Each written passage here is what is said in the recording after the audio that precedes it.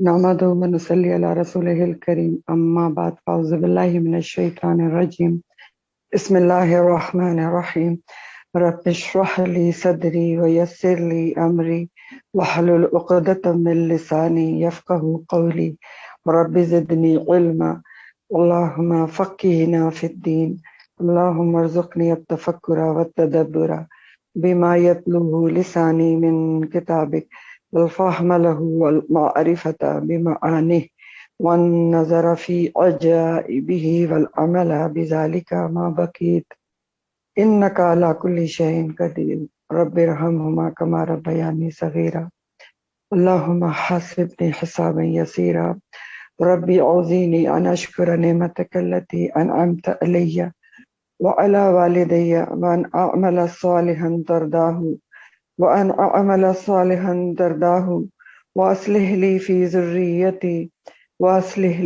ذريتي إني تبت إليك وإني من المسلمين آمين يا رب العالمين السلام علیکم ورحمۃ اللہ وبرکاتہ۔ آج کی تفسیر آپ کی سورہ النساء آیت نمبر 119 سے ہے 119۔ تھوڑا پیچھے سے بات دیکھتے ہیں کہ بات کیا چل رہی ہے اور پھر اس کو تفسیر سے کنیکٹ کرتے ہیں۔ پیچھے آپ کا نیا رکوع شروع ہوا تھا، ان اللہ لا یغفر ان یشرک بہ ویغفر ما دون ذلک لمن یشاء۔ اللہ تعالیٰ نے کی توحید کے اوپر بات شروع ہوئی تھی کہ اللہ تعالیٰ شرک کسی حال میں معاف نہیں کریں گے، کہ اللہ کے ساتھ شریک ٹھہرایا جائے، وہ نہیں معاف کیا جائے گا۔ اس کے علاوہ اس سے کم درجے کا جس کے لیے جس گناہ کو جتنا چاہیں گے، لمن یشاء، جس کے لیے جس گناہ کے لیے جس بندے کے لیے جو وہ چاہیں گے وہ معاف کر دیں گے۔ پھر اللہ تعالیٰ نے فرمایا تھا وَمَن یُشْرِک بِاللَّهِ فَقَدْ ضَلَّ ضَلَالًا بَعِیدًا۔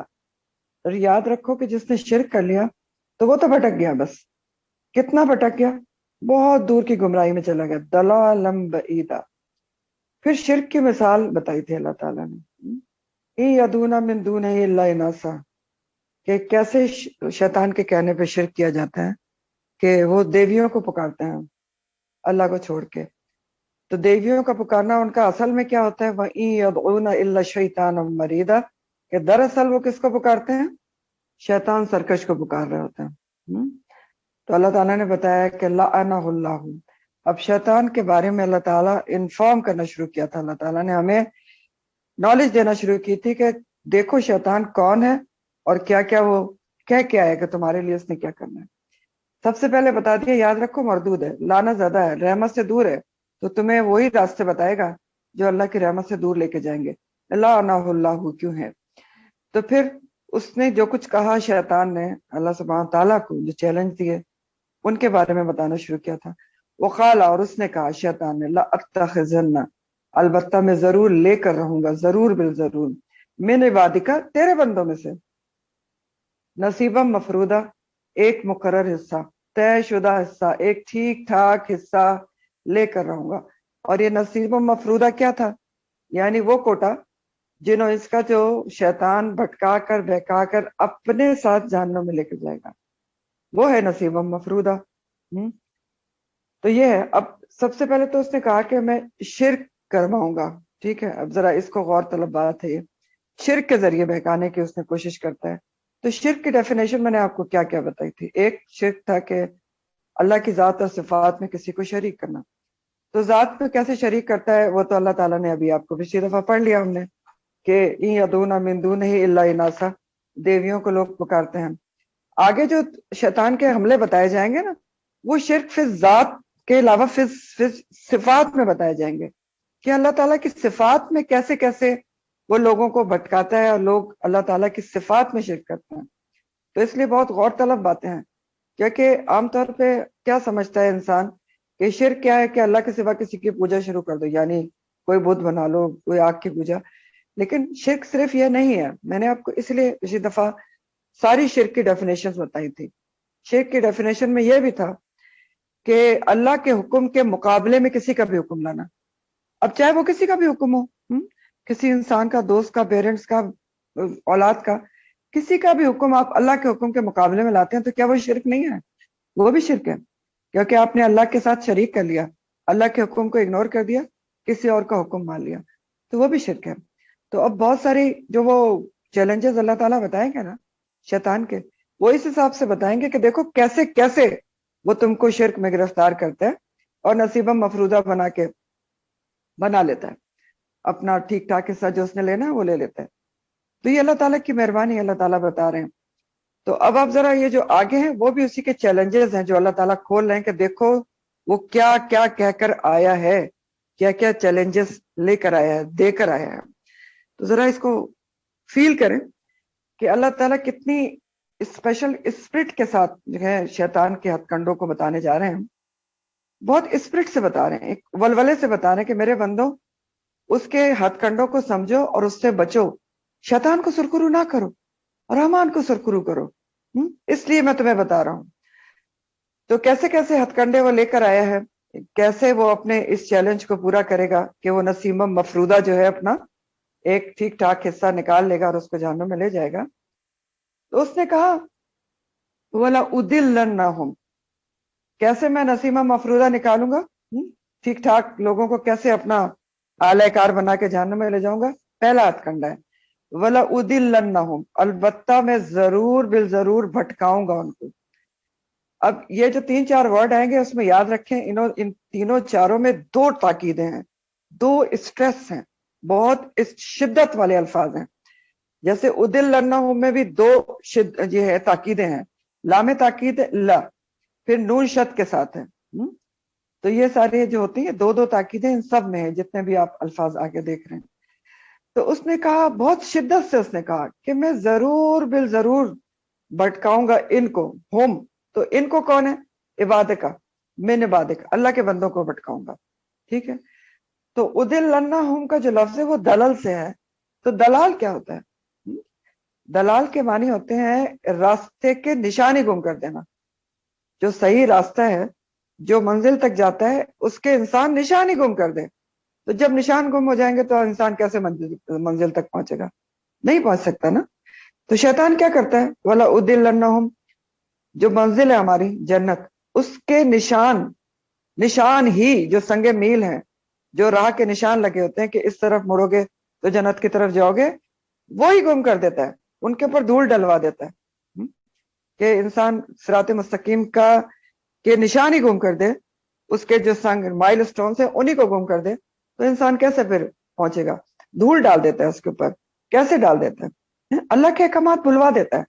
اللہ کے احکامات پر دھول پڑ جاتی ہے.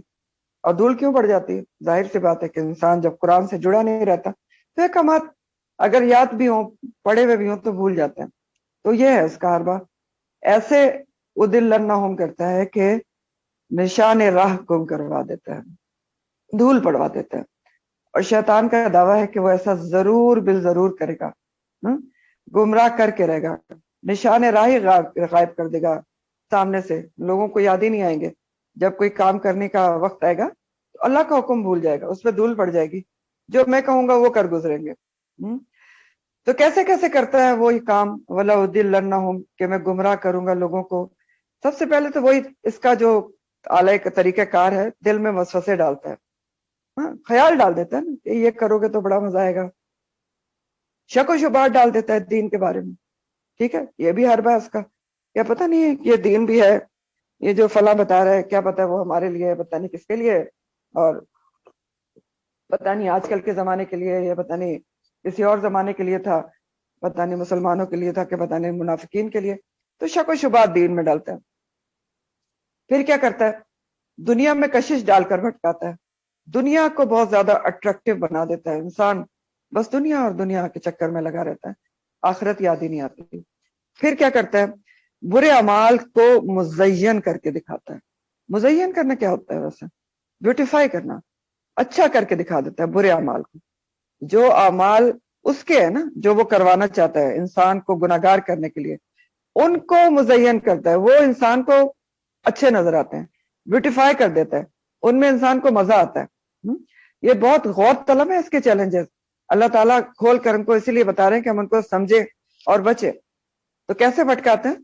کہ جو غلط قسم کے کام ہیں، جو اللہ اور رسول کے حکم کے خلاف ہیں صلی اللہ علیہ وسلم، ان کو بیوٹیفائی کر دیتا ہے، مزین کر دیتا ہے. وہی کام انسان کو ان میں مزہ آتا ہے، اس میں وہ انسان انجوائے کرتا ہے. اور اس کے اندر ان کو کرنا شروع ہو جاتا ہے، دیکھا دیکھی کرنا شروع ہو جاتا ہے، مزے میں کرنا شروع ہو جاتا ہے. پھر کیا کرتا ہے، کیسے بھٹکاتا ہے، اصل مقصد زندگی بلوا دیتا ہے کہ زندگی کا مقصد کیا ہے. زندگی کا مقصد کیا ہے ہماری؟ اللہ تعالیٰ نے کیا ہم کو ایسے ہی بھیج دیا دنیا میں؟ نہیں، ایک مقصد سے بھیجا گیا ہے نا، جو قرآن آپ کو بتاتا ہے. وما خلقت الجن والانس الا لیعبدون، نہیں پیدا کیا ہے میں نے جن و انس کو مگر اس لیے کہ وہ میری عبادت کریں.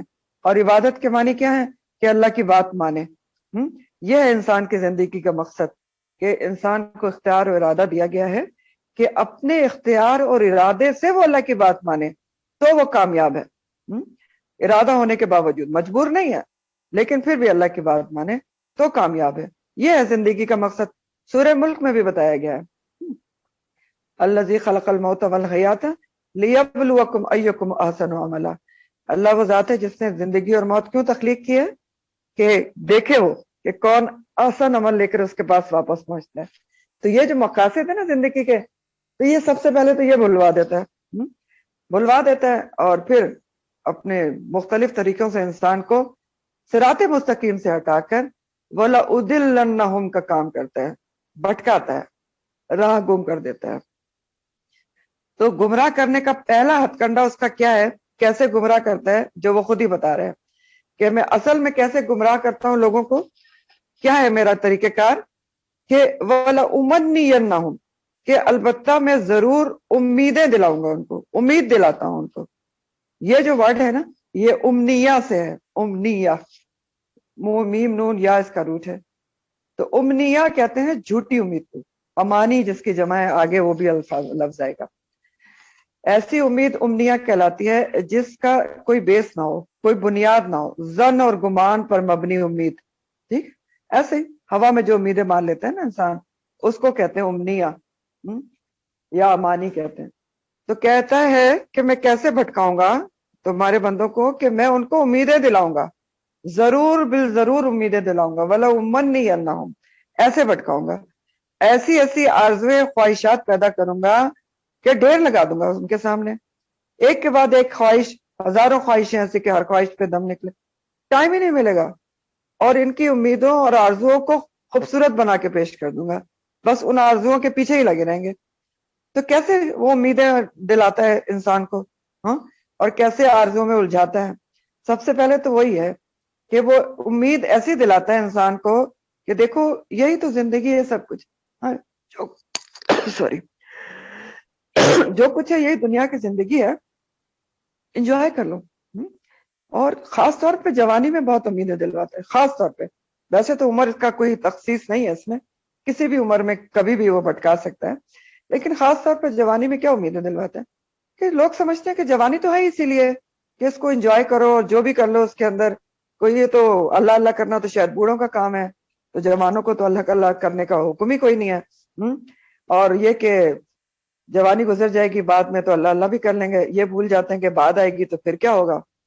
اور بعد آئے گی بھی کہ نہیں آئے گی یہ بھی کسی کو پتہ نہیں ہے، کہ جوانی کے بعد بڑھاپا آنا بھی ہے نہیں آنا، یہ بھی بلوا دیتا ہے. ایسی امیدوں میں الجھاتا ہے، جوانی کی امیدوں میں. اور کہتا ہے کہ زندگی ایک ہی بار ملی ہے، اس کو انجوائے کرو. یہ بھی بلوا دیتا ہے کہ یہ زندگی ایک ہی بار ملی ہے، اس لیے بھی ایک ہی بار ملی ہے کہ آپ نے اسی سے آخرت بنانی ہے. یہ بلوا دیتا ہے امانی ڈال کے، امیدیں ڈال کر. تو جوانی میں آپ دیکھیں کہ انسان کتنا زیادہ وہ اس کی امیدیں ہیں، اور کتنی زیادہ اس کی ایک طرح سے اس کے اندر امیدوں کا بھرمار ہوتی ہے کہ میں نے یہ بھی کرنا ہے اور میں نے وہ بھی کرنا ہے. اور جوانی میں بے شک بھرمار ہوتی ہے، لیکن بڑھاپے تک امیدیں ختم نہیں ہوتی. یہ بھی کر لو وہ بھی کر لو، ایسی امیدیں دلواتا ہے. اور ایسی امیدیں بھی دلواتا ہے کہ جوانی میں کیا نماز اور کیا پابندی، اور بڑھاپے میں کر لیں گے. اور یہ بھی کہتا ہے کہ چلو حج کر لیں گے سب کچھ معاف ہو جائے گا. تو یہ سب کچھ کرواتا ہے. اور یہ سب کچھ وہ بلوا دیتا ہے جو میں نے آپ کو کہا، ایسی امید میں گرفتار کرتا ہے کہ انجوائے کر لو دنیا کی زندگی کو، بعد میں کر لیں گے. کہ بعد کا یاد ہی نہیں آتا انسان کو کہ کس نے کس کو بتایا، کس کے پاس گارنٹی کے بعد آئے گا، اور کس کے پاس گارنٹی کہ اس کو مہلت مل جائے گی توبہ کرنے کی، اور کس کے پاس گارنٹی کہ وہ حج بھی کر سکے گا یا نہیں کر سکے گا. اور جوانی میں کس نے کہا ہے کہ اس کے عبادات کے سوال جواب نہیں ہوگا؟ دیکھیں جو 7 کیٹیگریز عرش کے سائے تلے ہوں گی، اس میں ایک کیٹیگری کیا ہے؟ وہ جوان جس کا دل مسجد میں اٹکا رہا، تو نماز اور عبادات تو جب انسان بالغ ہو جاتا ہے تو وہ اس کا مکلف ہو جاتا ہے اور اس سے عبادات کے بارے میں سوال ہوگا. لیکن یہ سب چیزیں بلوا دیتا ہے. بس یہ یاد دلاتا ہے کہ بس جوانی تو خاص طور پر جو ہے وہ انجوائے کرنے کے لیے ایک ہی زندگی ملی ہے, اس کو انجوائے کرو. تو ایسے یہ امنی انہم کا کام کرتا ہے. اور کیسے امیدیں دلاتا ہے؟ دنیا میں کھپا کر گھسا کر اپنا کیریئر بنانے میں لگے رہو. بس ایسی امیدیں کیریئر کی دلاتے ہیں. ابھی ایجوکیشن کرو, حاصل کرو, یہ ڈگری کر لو, وہ ڈگری کر لو, باہر چلے جاؤ, اندر آ جاؤ, یہ کر لو. ایک ترقی کے بعد دوسری ترقی کی کوشش, ایک عہدے کے بعد دوسرا عہدہ, یہ بھی کر لو, وہ بھی کر لو. مہلت ہی نہیں دیتا ظالم کہ انسان کا دھیان آخرت کی طرف جائے. ایسا والا امنی انہم کا کام کرتا ہے, ایسی امیدیں ڈالتا ہے, مہلت ہی نہیں دیتا. ایک کے بعد ایک امید, نہیں یہ عہدہ مل گیا تو دوسرا, وہ بھی مل گیا تو آگے بھی تو کرنا ہے. ایک کے بعد ایک ترقی. اور انہی خواہشات کی تکمیل میں انسان کیا کرتا ہے؟ جائز ناجائز کو بھی بھول جاتا ہے. یہ بھی اسی کا کام ہوتا ہے. ناجائز گناہ کا بھی مرتکب ہوتا ہے, بس خواہشات کی تکمیل میں لگا رہتا ہے. تو مہلت ہی نہیں دیتا, ایسا دنیا میں کھپاتا ہے, ایسی دنیا کی امیدوں میں گرفتار کرتا ہے کہ امیدیں انسان کی ختم ہی نہیں ہوتی, انہی کو پورا کرنے میں لگا رہتا ہے. دین کے لیے اور اللہ کے لیے ٹائم ہی نہیں نکلنے دیتا. اور کبھی کسی کو خیال آتا بھی ہے تو اتنا خیال آنے دیتا ہے کہ ہاں ٹھیک ہے, ابھی تو بہت مصروف ہیں, جاب ہے اور بچے ہیں اور یہ ہے اور وہ ہے, دیکھیں گے. دین کا بھی ہے, پلان ہے, ریٹائرمنٹ کے بعد کچھ نہ کچھ دین کے لیے کریں گے. اور بعض اوقات تو بالکل ہی دین کا بعد میں بھی آنے کا دھیان نہیں آنے دیتا, یعنی بعد کے لیے بھی نہیں سوچنے دیتا. بہت سی دنیا تو یہ بھی نہیں سوچتی کہ بعد میں کبھی بھی دین کی طرف آ لیں یا دین کو سمجھ لیں. آخر تک دنیا دنیا اور دنیا میں مصروف رکھتا ہے, شروع سے لے کے آخر تک. اور پھر وہی معاملہ ہو جاتا ہے, الحاکم التکاثر حتی زرتم المقابر. کیا معنی ہے اس کے؟ کہ تم ایک دوسرے سے آگے لے جا, تکاثر یعنی ایک دوسرے سے مقابلے میں پڑے رہتے ہو یہاں تک کہ قبر میں پہنچ جاتے ہو, حتی زرتم المقابر. ٹھیک, تو یہ ہے اس کا جو ہے امانیہم کے ذریعے, امنیہم کے ذریعے وہ کیسے بھٹکاتا ہے. اور بھی اس کے طریقے ہیں کہ وہ آرزوؤں کے ذریعے کیسے بھٹکاتا ہے. کیسے بھٹکاتا ہے, کیسے آرزویں دلاتا ہے. کہ دیکھیں آپ, اس کا ہر انسان کی جو دلچسپی ہے, جو انٹرسٹ ہے, وہ مختلف ہوتا ہے. ہر ایک کا انٹرسٹ مختلف ہے نا, کسی کو کسی سے دلچسپی ہے, کسی کو کسی سے دلچسپی ہے. ہر ایک کی خواہش, اس کا پیشن الگ ہوتا ہے. تو شیطان جو ہے نا بہت انٹیلیجنٹ ہے. کیوں انٹیلیجنٹ ہے؟ معلم الملائکہ تھا نا, وہ پتہ ہے فرشتوں کو پڑھاتا تھا, تو بہت انٹیلیجنٹ ہے. وہ ہر انسان کی ویکنس کو جان لیتا ہے, ہر انسان کی جو پیشن ہے اس کو جان لیتا ہے. ٹھیک ہے, اس کی خواہش کو جان لیتا ہے, اور پھر اس کے ذریعے اس کے گرد جالا بنتا ہے. ٹھیک ہے, اس ویکنس کے ذریعے جو انسان کی ویک پوائنٹ ہے, جو اس کا پیشن ہے, جو اس کی خواہش ہے, اسی کے ذریعے حملہ آور ہوتا ہے ظالم, اور انسان کو اپنے جال میں گرفتار کر لیتا ہے. مثلا آپ کو اگر خیر سے دلچسپی ہے, یعنی آپ کو نیکی سے دلچسپی ہے, اب کیا کرے گا؟ خیر سے دلچسپی والوں کو بھی نہیں چھوڑتا. اب کیا کرے گا؟ خیر کے حساب سے آپ کے دل میں وسوسہ ڈالے گا, اور آپ کو ثواب والے کام سے ہٹا دے گا, کم ثواب والے کام کی طرف لے جائے گا.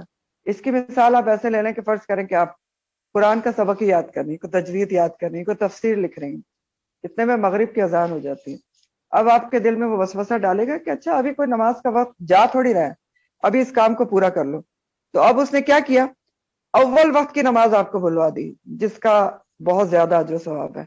ٹھیک ہے, اول وقت سے آپ کو ہٹا دیا اس نے کہ اس کو پورا کر لو, اس کے بعد کر لینا. تو یہ ہے اس کا, جس کو پہچاننا چاہیے انسان کو. اول وقت کی نماز نبی کریم صلی اللہ علیہ وسلم نے کیا کہا کہ سب سے افضل کام ہے, الصلاۃ لوقتہا, تو زیادہ ثواب کے کام سے روک دیتے ہیں. تو کیونکہ شیطان کبھی بھی نہیں یہ چاہتا کہ انسان زیادہ ثواب کمائے.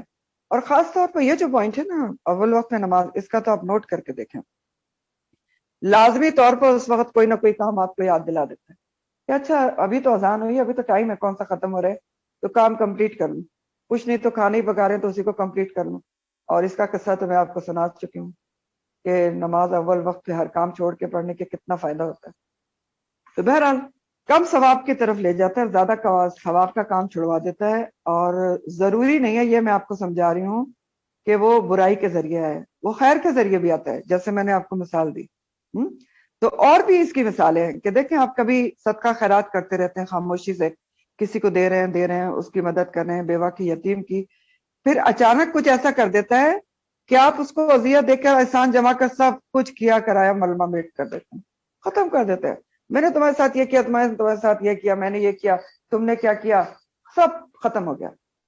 آپ نے سورہ بقرہ میں یہ پڑھا تھا نا، اللہ تعالیٰ نے ہدایت کی تھی کہ اے الذین آمنوا لا تبطلوا اعمالکم بالمن والاذی، اپنے اعمال کو ضائع نہ کرو اذیت دے کے اور احسان جمع کر. تو یہ کروا دیتا ہے اور سب کچھ کیا کرایا پانی میں ڈال دیتا ہے اور چلا جاتا ہے.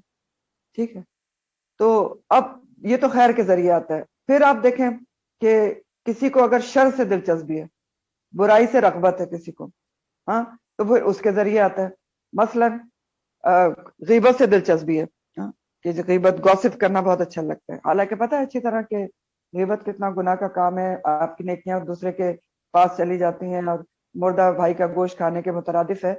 لیکن کیا کرتا ہے، کیسے اس کو غیبت کی طرف لاتا ہے، سب کچھ معلوم ہونے کے باوجود کہ انسان غیبت کرتا ہے اور ساتھ میں یہ بھی کہتا ہے کہ میں کوئی غیبت تھوڑی کر رہی ہوں، اللہ معاف کر دے گا، یہ تو میں، اس میں فلاں پہلو ہے اور اس میں فلاں پہلو ہے، اور ہو کیا رہا ہوتا ہے، غیبت ہی ہو رہی ہوتی ہے.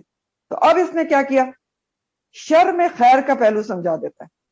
کیا کرتا ہے شیطان، شر کے اندر، برائی میں خیر کا پہلو سمجھا دیتا ہے کہ میں تو اس کی بھلائی کے لیے بتا رہی ہوں، ورنہ اس کو کون بتائے گا.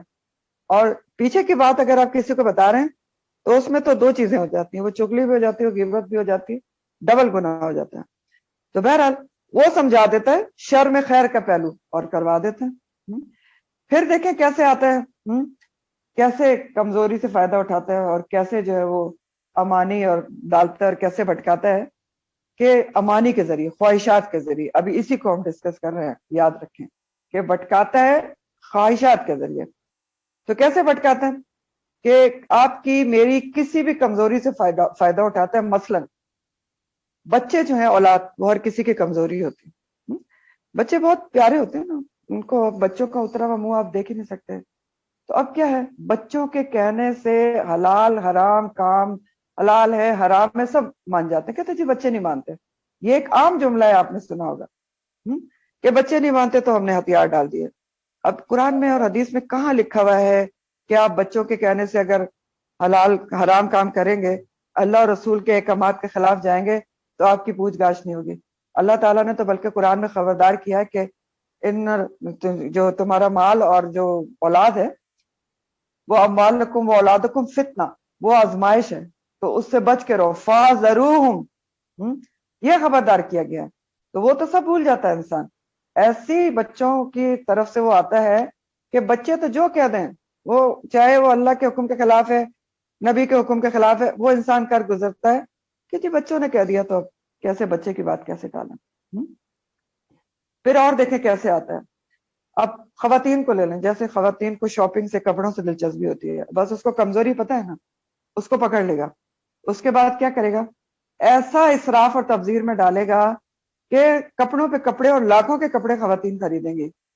دوسروں کی شادی ہوں گی، وہ بیگانی شادی میں عبداللہ دیوانہ والا کام کریں گی، 1.5 لاکھ کا سوٹ اپنے لیے دوسروں کی شادی میں پہننے کے لیے بنائیں گے. ٹھیک ہے، یہ ہے اس کے ہتھ کنڈے. اور کیا کرتا ہے، سمجھاتا کیا ہے اس کے اوپر کہ اللہ نے دیا ہے تو کیوں نہ خرچ کریں، دیا ہے تو خرچ کرنا ہے. تو یہی تو اس کا ہتھ کنڈا ہے کہ ایسی باتیں سمجھا دیتا ہے، بس وسے ڈال دیتا ہے کہ اللہ نے دیا ہے تو تم کیوں نہیں بناؤ. بھائی اللہ نے آپ کو دیا تو کیا آپ اللہ کے حکم کے خلاف جا سکتے ہیں؟ سوچ کے دیکھیں. اللہ تعالیٰ نے قرآن میں کہا ہے ان اللہ لا يحب المسرفین، اللہ تعالیٰ اسراف کرنے والوں کو بالکل پسند ہی نہیں کرتا. چاہنا تو درکنار، پسند ہی نہیں کرتا. کس مسلمان کو یہ جملہ جو ہے اس کے دل پہ ہتھوڑا بن کے نہیں لگتا کہ اللہ تعالیٰ جو ہے وہ مسرفین کو پسند نہیں کرتا؟ اور اگر نہیں لگتا تو پھر اس کو اپنے ایمان کا جائزہ لینا چاہیے. ٹھیک، ایمان کا جائزہ لے انسان کے. پھر کیا اگر میں اللہ کی مجھے پسند ناپسند کا خیال ہی نہیں ہے اور میں اسراف کرتی ہوں تو پھر اس کا کیا مطلب ہے؟ اور ایک چیز ہوتی ہے اسراف ہو تو تبذیر بھی کرواتا ہے. ٹھیک، ایک تو اسراف ہوتا ہے، اسراف آپ سمجھتے ہیں، آپ پڑھ چکے ہیں، یعنی جو چیز پہ جتنا پیسے آپ نے خرچ کرنا ہے اس سے آپ بڑا چڑھا کے آپ خرچ کر دیں اور بہت ہی سوچے ہی نہیں پیسوں کے بارے میں، یہ اسراف کہلاتا ہے. جو آپ کی نیڈ ہی نہیں ہے اس کے اوپر زیادہ سے زیادہ پیسہ خرچ کرنا. اور ایک چیز ہوتی ہے تبذیر. تبذیر بھی قرآن میں آیا، ذکر ہوا، آپ پڑھیں گے. تبذیر کیا ہوتی ہے؟ یہ کوئی اسراف سے بھی اوپر کی چیز ہوتی ہے، فضول خرچی، دونوں ہاتھوں سے پیسہ لٹانا. اور آج کل کے زمانے میں آپ بہت اچھی طرح اس کو سمجھ سکتے ہیں شادی بیاہ کے موقع پر کہ تبذیر کیا ہوتی ہے، دونوں ہاتھوں سے پیسہ لٹانا. اور اللہ تعالیٰ نے قرآن میں کہا ہے کہ جو تبذیر کرتے ہیں نا، ان المبذرین اخوان الشیاطین، وہ شیاطین کے بھائی ہیں، تو وہ اپنا بھائی بناتا ہے نا. ایسا اسراف و تبذیر کراتا ہے اور دل میں یہ ڈالتا ہے کہ بھی ہمارے پاس ہے تو خرچ کر رہے ہیں، اس طرح سے بھٹکاتا ہے. پھر اسی طرح دیکھیں مردوں کے لیے مال فتنہ ہے تو اس کے ذریعے بھٹکاتا ہے کہ کسب حلال چھوڑ کر وہ حرام چیزوں میں ڈال دیتا ہے اور بہت ساری لاجک سکھا دیتا ہے کہ دیکھو آج کل تو سود سے بچنا جو ممکن ہی نہیں ہے، تو سودی کاروبار کے بغیر تو بزنس ہی نہیں ہو سکتی، رشوت کے بغیر کام ہی نہیں چل سکتا. تو یہ سب اس طرح کے وسوسے اور اس طرح کی امیدیں اور یہ سب ڈال کے بھٹکاتا ہے. تو یہ تو روزمرہ کی باتیں آپ سوچ کے دیکھیں نا، جو میں آپ کو بتا رہی ہوں، جو ہم سمجھ ہی نہیں پاتے کہ یہ شیطان کا حملہ ہے. وہ اپنے چیلنج کو پورا کر رہا ہے اور سمجھے بغیر اس کے ہاتھوں اس کے چیلنج کو پورا کر رہے ہوتے ہیں. اور رحمان کے مقابلے میں جو اس نے دیا ہے، تو ہم نے سوچنا چاہیے ہر قدم پہ کہ ہم کیا کر رہے ہیں، کس کے چیلنج کو پورا کر رہے ہیں، کس کو سرخرو کر رہے ہیں اور کس کو خدا نہ کرے سرخرو نہیں کر رہے ہیں. تو انسان کے جو بہرحال بھٹکنے کی سب سے بڑی وجہ ہے وہ یہ ہے کہ شیطان بھٹکاتا ہے. اور کیسے بھٹکاتا ہے؟ ولا امنینہم کر کے امیدیں دلواتا ہے، امیدیں خواہشات میں ایسا الجھاتا ہے کہ انسان کو اپنا مقصد زندگی یاد ہی نہیں رہتا کہ مجھے دنیا میں پیدا کیوں کیا گیا ہے. سوچیں سوچیں کتنے لوگوں کو یاد ہے ہم میں سے کہ ہمیں دنیا میں کیوں بھیجا گیا ہے؟ پتہ ہے؟ پتہ ہی نہیں. یاد تو ہوتا درکنار ہے، ایک تو پتہ ہی نہیں ہے، جن کو پتہ ہے وہ یاد نہیں رکھتے.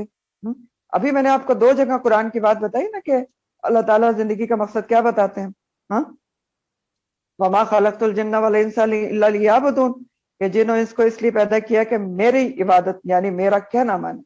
اور سورہ ملک میں کہا کہ لیبلوکم ایکم احسن عملا، کہ اس لیے پیدا کیا کہ میں دیکھوں، آزماؤں کہ تم میں سے کون اچھے عمل لے کے واپس آتا ہے. اب بتائیں یہ مقاصد زندگی کتنے لوگوں کو پتہ ہے اور کتنے لوگوں کو یاد ہے اور کتنے لوگ اس کے مطابق عمل کر رہے ہیں؟ تو کیوں نہیں کر رہے؟ کیونکہ یہ بلواتا ہے، یہ اس کا مشن ہے نا، بولا ادلنہم، بٹکاؤں گا میں، مقصد زندگی سے ہٹا دوں گا، ڈی ٹریک کر دوں گا، نشان راہی گم کر دوں گا. اب تو منزل کی طرف پہنچیں گے کیسے؟ تو میرے ساتھ ہی پہنچیں گے، پھر غلط جگہ پہ پہنچیں گے. ایسی ایسی آرزویں دلا کر بٹکاؤں گا. تو یہی کرتا ہے اور بس الجھاتا رہتا ہے، دھیان ہٹا دیتا ہے مقصد زندگی سے. اور بعض اوقات تو آپ کو جیسے میں نے پہلے بھی کہا، بعض اوقات تو انسان کو سمجھ آ جاتی ہے کہ یہ مقصد زندگی میں بھولا ہوا ہوں، مقصد کی طرف آ جاتا ہے جس کو اللہ توفیق دے دیتا ہے، جس کے دل میں تھوڑا بہت ہوتا ہے. لیکن بعض اوقات پوری زندگی گزر جاتی ہے، انسان کو پتہ ہی نہیں چلتا کہ اس نے پوری زندگی شیطان کا آلہ کار بن کے گزار دی. اور وہ جو میں نے کہا نا کہ جوان تو جوان، بوڑھے تک بھی پوری زندگی ان کو پتہ نہیں چل پاتا، کیونکہ حدیث کا مفہوم ہے نا، نبی کریم صلی اللہ علیہ وسلم نے فرمایا کہ عمل اور حرص، عمل یہ الف والا ہے یعنی خواہش، عمل و حرص بڑھتی جاتی جیسے انسان کی عمر بڑھتی ہے. اور پھر اسی طرح ایک اور حدیث کا مفہوم ہے نا کہ ابن آدم کہتا رہتا ہے میرا مال میرا مال میرا مال، اور ابن آدم کا جو پیٹ ہے وہ قبر کی مٹی بھی بھرتی ہے. تو پوری زندگی گزر جاتی ہے، انسان کو پتہ ہی نہیں چلتا کہ میں تو شیطان کے چیلنجز پورا کرتا رہا اور دنیا سے رخصتی کا وقت آ جاتا ہے. اور پھر جب انسان رخصت ہو جاتا ہے تو پھر کیا ہوتا ہے؟ پھر تو حسرتیں رہ جاتی ہیں جو قرآن بتاتے ہیں کہ انسان کہے گا یا لیتنی قدمت لی حیاتی، کہ کاش میں نے یہ ہمیشہ کی زندگی کے لیے کچھ آگے بھیجا ہوتا. پھر ایک اور معنی بھی ولا امنینہم کا کیا گیا ہے کہ وہ کیسے امانی ڈالتا ہے دل میں، جھوٹی آرزویں کیسے دلواتا ہے. ایک اور معنی بھی ہے اس کا ولا امنینہم کا کہ جھوٹی آرزویں اور بھی ایک طریقے سے ڈالتا ہے. وہ کیسے ڈالتا ہے؟ آخرت کے حوالے سے ڈالتا ہے. جیسے یہود کا عقیدہ تھا کہ ہم اللہ کے چہیتے ہیں اور اللہ کے بیٹے ہیں، احباؤہم و ابناؤہم، تو وہ کہتے تھے کہ ہم تو جہنم میں جائیں گے نہیں، ہاں اگر جائیں گے بھی تو صرف چند دن کے لیے جو بچڑے کی پوجا کی تھی. تو شیطان نے ایسی گڑبڑ کی ان کے ساتھ، ایسا ان کو بھٹکایا ان کو امانی میں ڈال کر کہ وہ تو جہنم میں جائیں گے نہیں، کہ ساری عمر وہ اسی خوش فہمی میں مبتلا رہے. اور انجام کیا ہوگا ہمیں سب کو پتا ہے. پھر اسی طرح نصارہ جو ہیں، ان کو کیا سجایا اس نے؟ کفارہ مسیح کے عقیدے میں گرفتار کیا یہ جو مسیح علیہ السلام تھے وہ تو ہمارے گناہوں کا کفارہ لے کے سولی چڑھ گئے، تو ہم تو جو بھی کرتے رہے اب تو ہم پاک ہو گئے۔ پھر مسلمان، جو ہم مسلمان ہیں ان کو بھی امانی ہے، ان کو کیا امانی ہے، جھوٹی آرزویں کہ ہم تو نبی کے امتی ہیں تو بالآخر ہم جنت میں ضرور جائیں گے، سفارش ہو جائے گی تو جنت جہنم سے نکال لیا جائے گا۔ ٹھیک ہے، بالکل بالآخر ضرور جنت میں جائے گا، جس نے حدیث کہتی ہے جس نے ایک دفعہ بھی دل سے کلمہ پڑھا ہے یا جس کے دل میں رائی برابر بھی ایمان ہوا، یہ بھی ٹھیک ہے کہ آخر میں سفارش ہو جائے گی، نکال لیا جائے گا۔ لیکن کیا ہم یہ سوچتے ہیں کہ یہ آخر کار جائیں گے یا نکال لیا جائے گا؟ تو کیا 5 منٹ بھی کوئی جہنم میں رہ سکتا ہے؟ اللہ نہ کرے، اللہم لا تجعلنا منہم۔ رہ سکتا ہے کوئی؟ نہیں رہ سکتا ہے۔ سوچ کے دیکھیں۔ یا یہ نہیں سوچتے کہ سفارش کسی بدعتی کی، اللہ کے نافرمان کی، نبی کریم صلی اللہ علیہ وسلم کریں گے؟ کہ ہاں یہ بدعتی تھا، اس نے ساری عمر بدعت کی، یہ اللہ کا نافرمان تھا، لیکن میں اس کی سفارش کرنا چاہتا ہوں، تو کیا ایسا ہوگا؟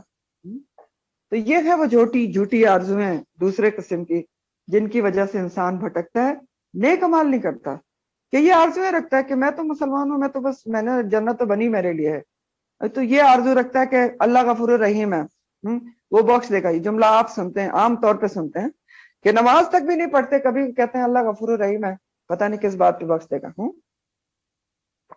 تو بے شک غفور الرحیم ہے۔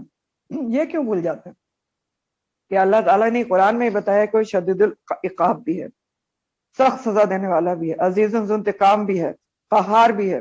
اور اللہ تعالیٰ نے یہ بھی کہا ہے اس میں قرآن میں کہ جہنم کو میں ضرور بالضرور بھر دوں گا، لَأَمْلَأَنَّ جَهَنَّمَ مِنَ الْجِنِّ وَالْإِنسِ أَجْمَعِينَ، جو بھی شیطان کے پیچھے جائیں گے میں ان سے جہنم کو بھر دوں گا۔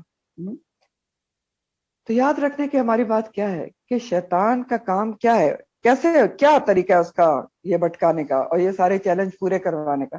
صرف وسوسہ ڈالتا ہے، میرا اور آپ کا ہاتھ پکڑ کے نہیں کراتا ہوں، کرتے ہم خود ہیں، کرتے ہم خود ہیں، وہ صرف وسوسہ ڈالتے ہیں۔ تو کیا کرنا چاہیے؟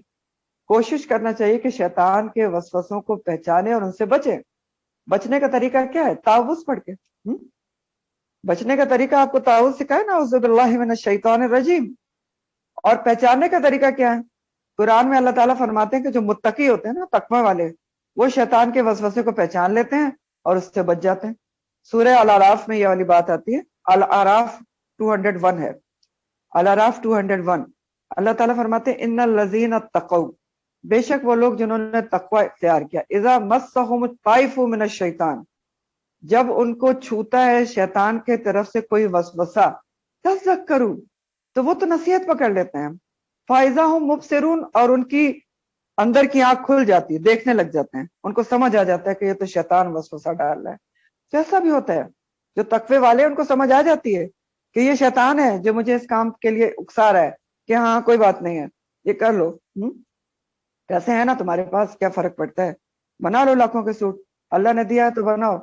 لیکن جو متقی ان کو بات سمجھ میں آ جاتی ہے کہ اللہ نے دیا ہے تو اللہ تعالیٰ نے ایک لمٹس، ایک باؤنڈریز بھی ہمیں ہر چیز کی بتائی ہیں کہ یہ ہیں لمٹس تمہاری، اس کے اندر رہ کے تم نے ہر کام کو کرنا ہے۔ تو متقی بہرحال پہچان لیتے ہیں، تو متقی بننا چاہیے۔ پھر کیا چیز ہے بچنے کی؟ اس سے ذکر الہی جو ہے وہ انسان کے گرد حصار بناتا ہے، ایک حصار بنا دیتا ہے، اور شیطان اس میں داخل نہیں ہو سکتا۔ تو ذکر الہی کی عادت ڈالیں تاکہ شیطان داخل ہی نہ ہو سکے۔ ہر وقت دھیان اللہ کی طرف رکھیں، وہی بات کہ یذکرون اللہ قیاما وقعودا وعلی جنوبہم، اللہ کو ہر حال میں یاد رکھیں۔ اور پھر یہ کہ اپنی کمزوریوں کو پہچاننے کی کوشش کریں کہ میری ویکنیسز کیا ہیں، جن کے ذریعے شیطان میرے پر حملہ آور ہوتا ہے، تو ان کو پہچانیں۔ پھر کیا کرتا ہے؟ دوسرا ہتھ کنڈا ہے اس کا بھٹکانے کا۔ یہ دونوں پہلے ہتھ کنڈے تو ایک دوسرے سے جڑے ہوئے تھے، ولا ادلنہم ولا امنینہم، کہ وہ بھٹکاتا ہے امانی کے ذریعے، ٹھیک ہے۔ پھر اس کا اگلا ہتھیار اور ہتھ کنڈا کیا ہے جو اس نے چیلنج دیا؟ اب دیکھیں اللہ تعالیٰ کی مہربانی ہے کہ ایک ایک چیلنج اس کا کھول کر بتا رہے ہیں کہ محتاط رہو، یہ کہہ کر آیا ہے، یہ کروانے کی تم سے کوشش کرے گا۔ تو ہم پڑھتے بھی ہیں، سنتے بھی ہیں، پھر بھی پتہ نہیں مانتے نہیں ہیں یا بھول جاتے ہیں۔ تو بہرحال دوسرا ہتھ کنڈا وہ کیا بتا رہا ہے؟ کہتا ہے وَلَا آمُرَنَّهُمْ، البتہ میں ضرور حکم دوں گا ان کو، کن کو؟ عباد کا، اب اللہ کے بندوں کو، ہر کسی کو، مجھے آپ کو، وَلَا آمُرَنَّهُمْ، امر سے ہے، البتہ میں ضرور حکم دوں گا ان کو، پھر یہ کیا کریں گے، فلا یبتکن، پھر البتہ وہ ضرور کاٹیں گے یا چیریں گے، آذان الانعام، جانوروں کے کان، میں ان کو حکم دوں گا اور یہ ضرور جانوروں کے کان کاٹیں گے، چیریں گے۔ فلا یبتکن کا لفظ جو ہے بتکا سے ہے، بے تے کاف، تو بتکا کے معنی ہوتے ہیں چیر دینا یا کاٹ دینا، کم کاٹنا، یعنی ایسے کاٹنا کہ ایک حصہ اٹیچ رہے۔ بطخ کہتے ہیں کان کا کٹا ہوا ٹکڑا جو لٹک جائے، یہ اصل میں مویشیوں کے ساتھ کرتے تھے، ابھی آپ کو اس کی ایکسپلینیشن بتاتے ہیں، جو مشرکین مکہ تھے۔ اور آذان اذن کی جمع ہے، اعلیٰ نام جو ہے مویشی جانوروں کو کہتے ہیں، گائے، بھیڑ، بکری اور اونٹ جو حلال جانور ہیں۔ اب یہ کیا اس نے کیسا سکھایا مشرکین مکہ کو، کیسا شرک میں ڈالا کہ اہل عرب کا طریقہ یہ تھا، کیسا حکم دیا، وہ کہتا ہے نا والا آمرنہم، تو حکم کیسے دیتا ہے، وسوسہ، اور بعض دفعہ اتنا اسٹرانگ وسوسہ ڈالتا ہے کہ وہ بالکل حکم کا کام دیتا ہے کہ انسان فوراً اس پہ عمل کر دیتا ہے۔ تو کہتا ہے میں نے حکم دوں گا ان کو اور یہ جانوروں کے کان کاٹیں۔ تو اہل عرب کا جو مشرکین مکہ تھے، ان کا یہ طریقہ تھا کہ بعض اونٹ یا اونٹنیوں کو وہ بلا وجہ کے لیے حلال جانوروں کو بتوں کے نام پر آزاد کر دیتے تھے۔ مثلا جو اونٹنی 5 دفعہ بچے پیدا کرتی تھی اور 5واں بچہ اس کا نر ہوتا تھا، میل ہوتا تھا، اس کو آزاد کر دیتے تھے، یا وہ اونٹ جس کے نطفے سے 10 نر بچے پیدا ہو چکے ہوتے ان کو آزاد کر دیتے تھے۔ اونٹ یا اونٹنی کو دیوتاؤں کے نام پر آزاد کر دیتے تھے، دیوتا کے نام پر، کہ یہ فلاں دیوتا کے نام پر ہم نے آزاد کیا، اور ان سے کوئی بھی کام لینا حرام سمجھتے تھے، اور علامت کے طور پر ان جانوروں کے کان چیر دیتے تھے، ولا یبتکن۔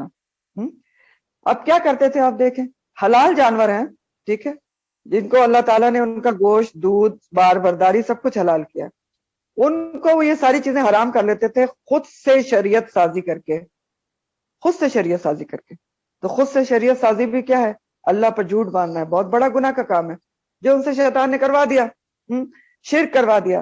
اور سب سے اہم بات یہ ہے کہ اپنے اس فعل کو وہ دیوتاؤں سے تقرب کا ذریعہ سمجھ کے کرتے تھے کہ ہمارے دیوتا اس بات سے خوش ہوں گے۔ تو اس طرح کیا تھا، شرک کی بہت بڑی صورت میں وہ گرفتار تھے۔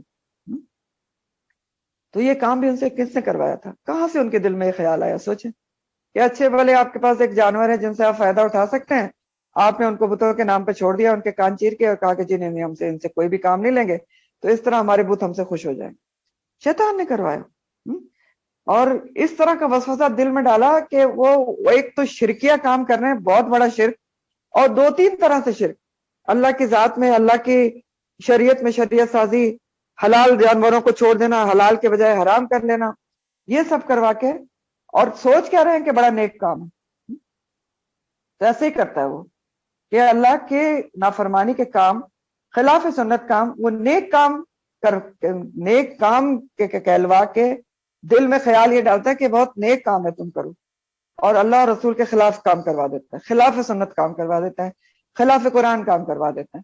تو بہرحال ان کے دل میں بھی یہ وسوسہ، یہ خیال اسی نے ڈالا تھا، اور انہوں نے حلال جانوروں کے ساتھ یہ کام کرتے تھے، اور اس کی تفصیلات آپ انشاءاللہ تعالیٰ سورہ الانعام میں پڑھیں گے، نام بھی رکھے ہوئے تھے اس کے، بحیرہ اور حام اور سام وغیرہ، کہ اچھے بھلے حلال جانوروں سے کوئی کام نہیں لیتے تھے، اور دیوتاؤں کے تقرب کے لیے کان چیر کر ان کو چھوڑ دیتے تھے۔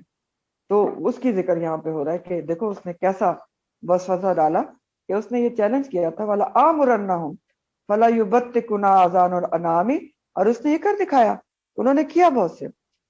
پھر کیا کرتا ہے، ایک اور ہتھ کنڈا، اور یہ بہت ہی اہم ترین ہتھ کنڈا ہے جو آپ آگے پڑھنے جا رہے ہیں، یہ تو ہمارے سمجھنے سے تعلق رکھتا ہے، وہ تو مشرکین مکہ کا ذکر تھا۔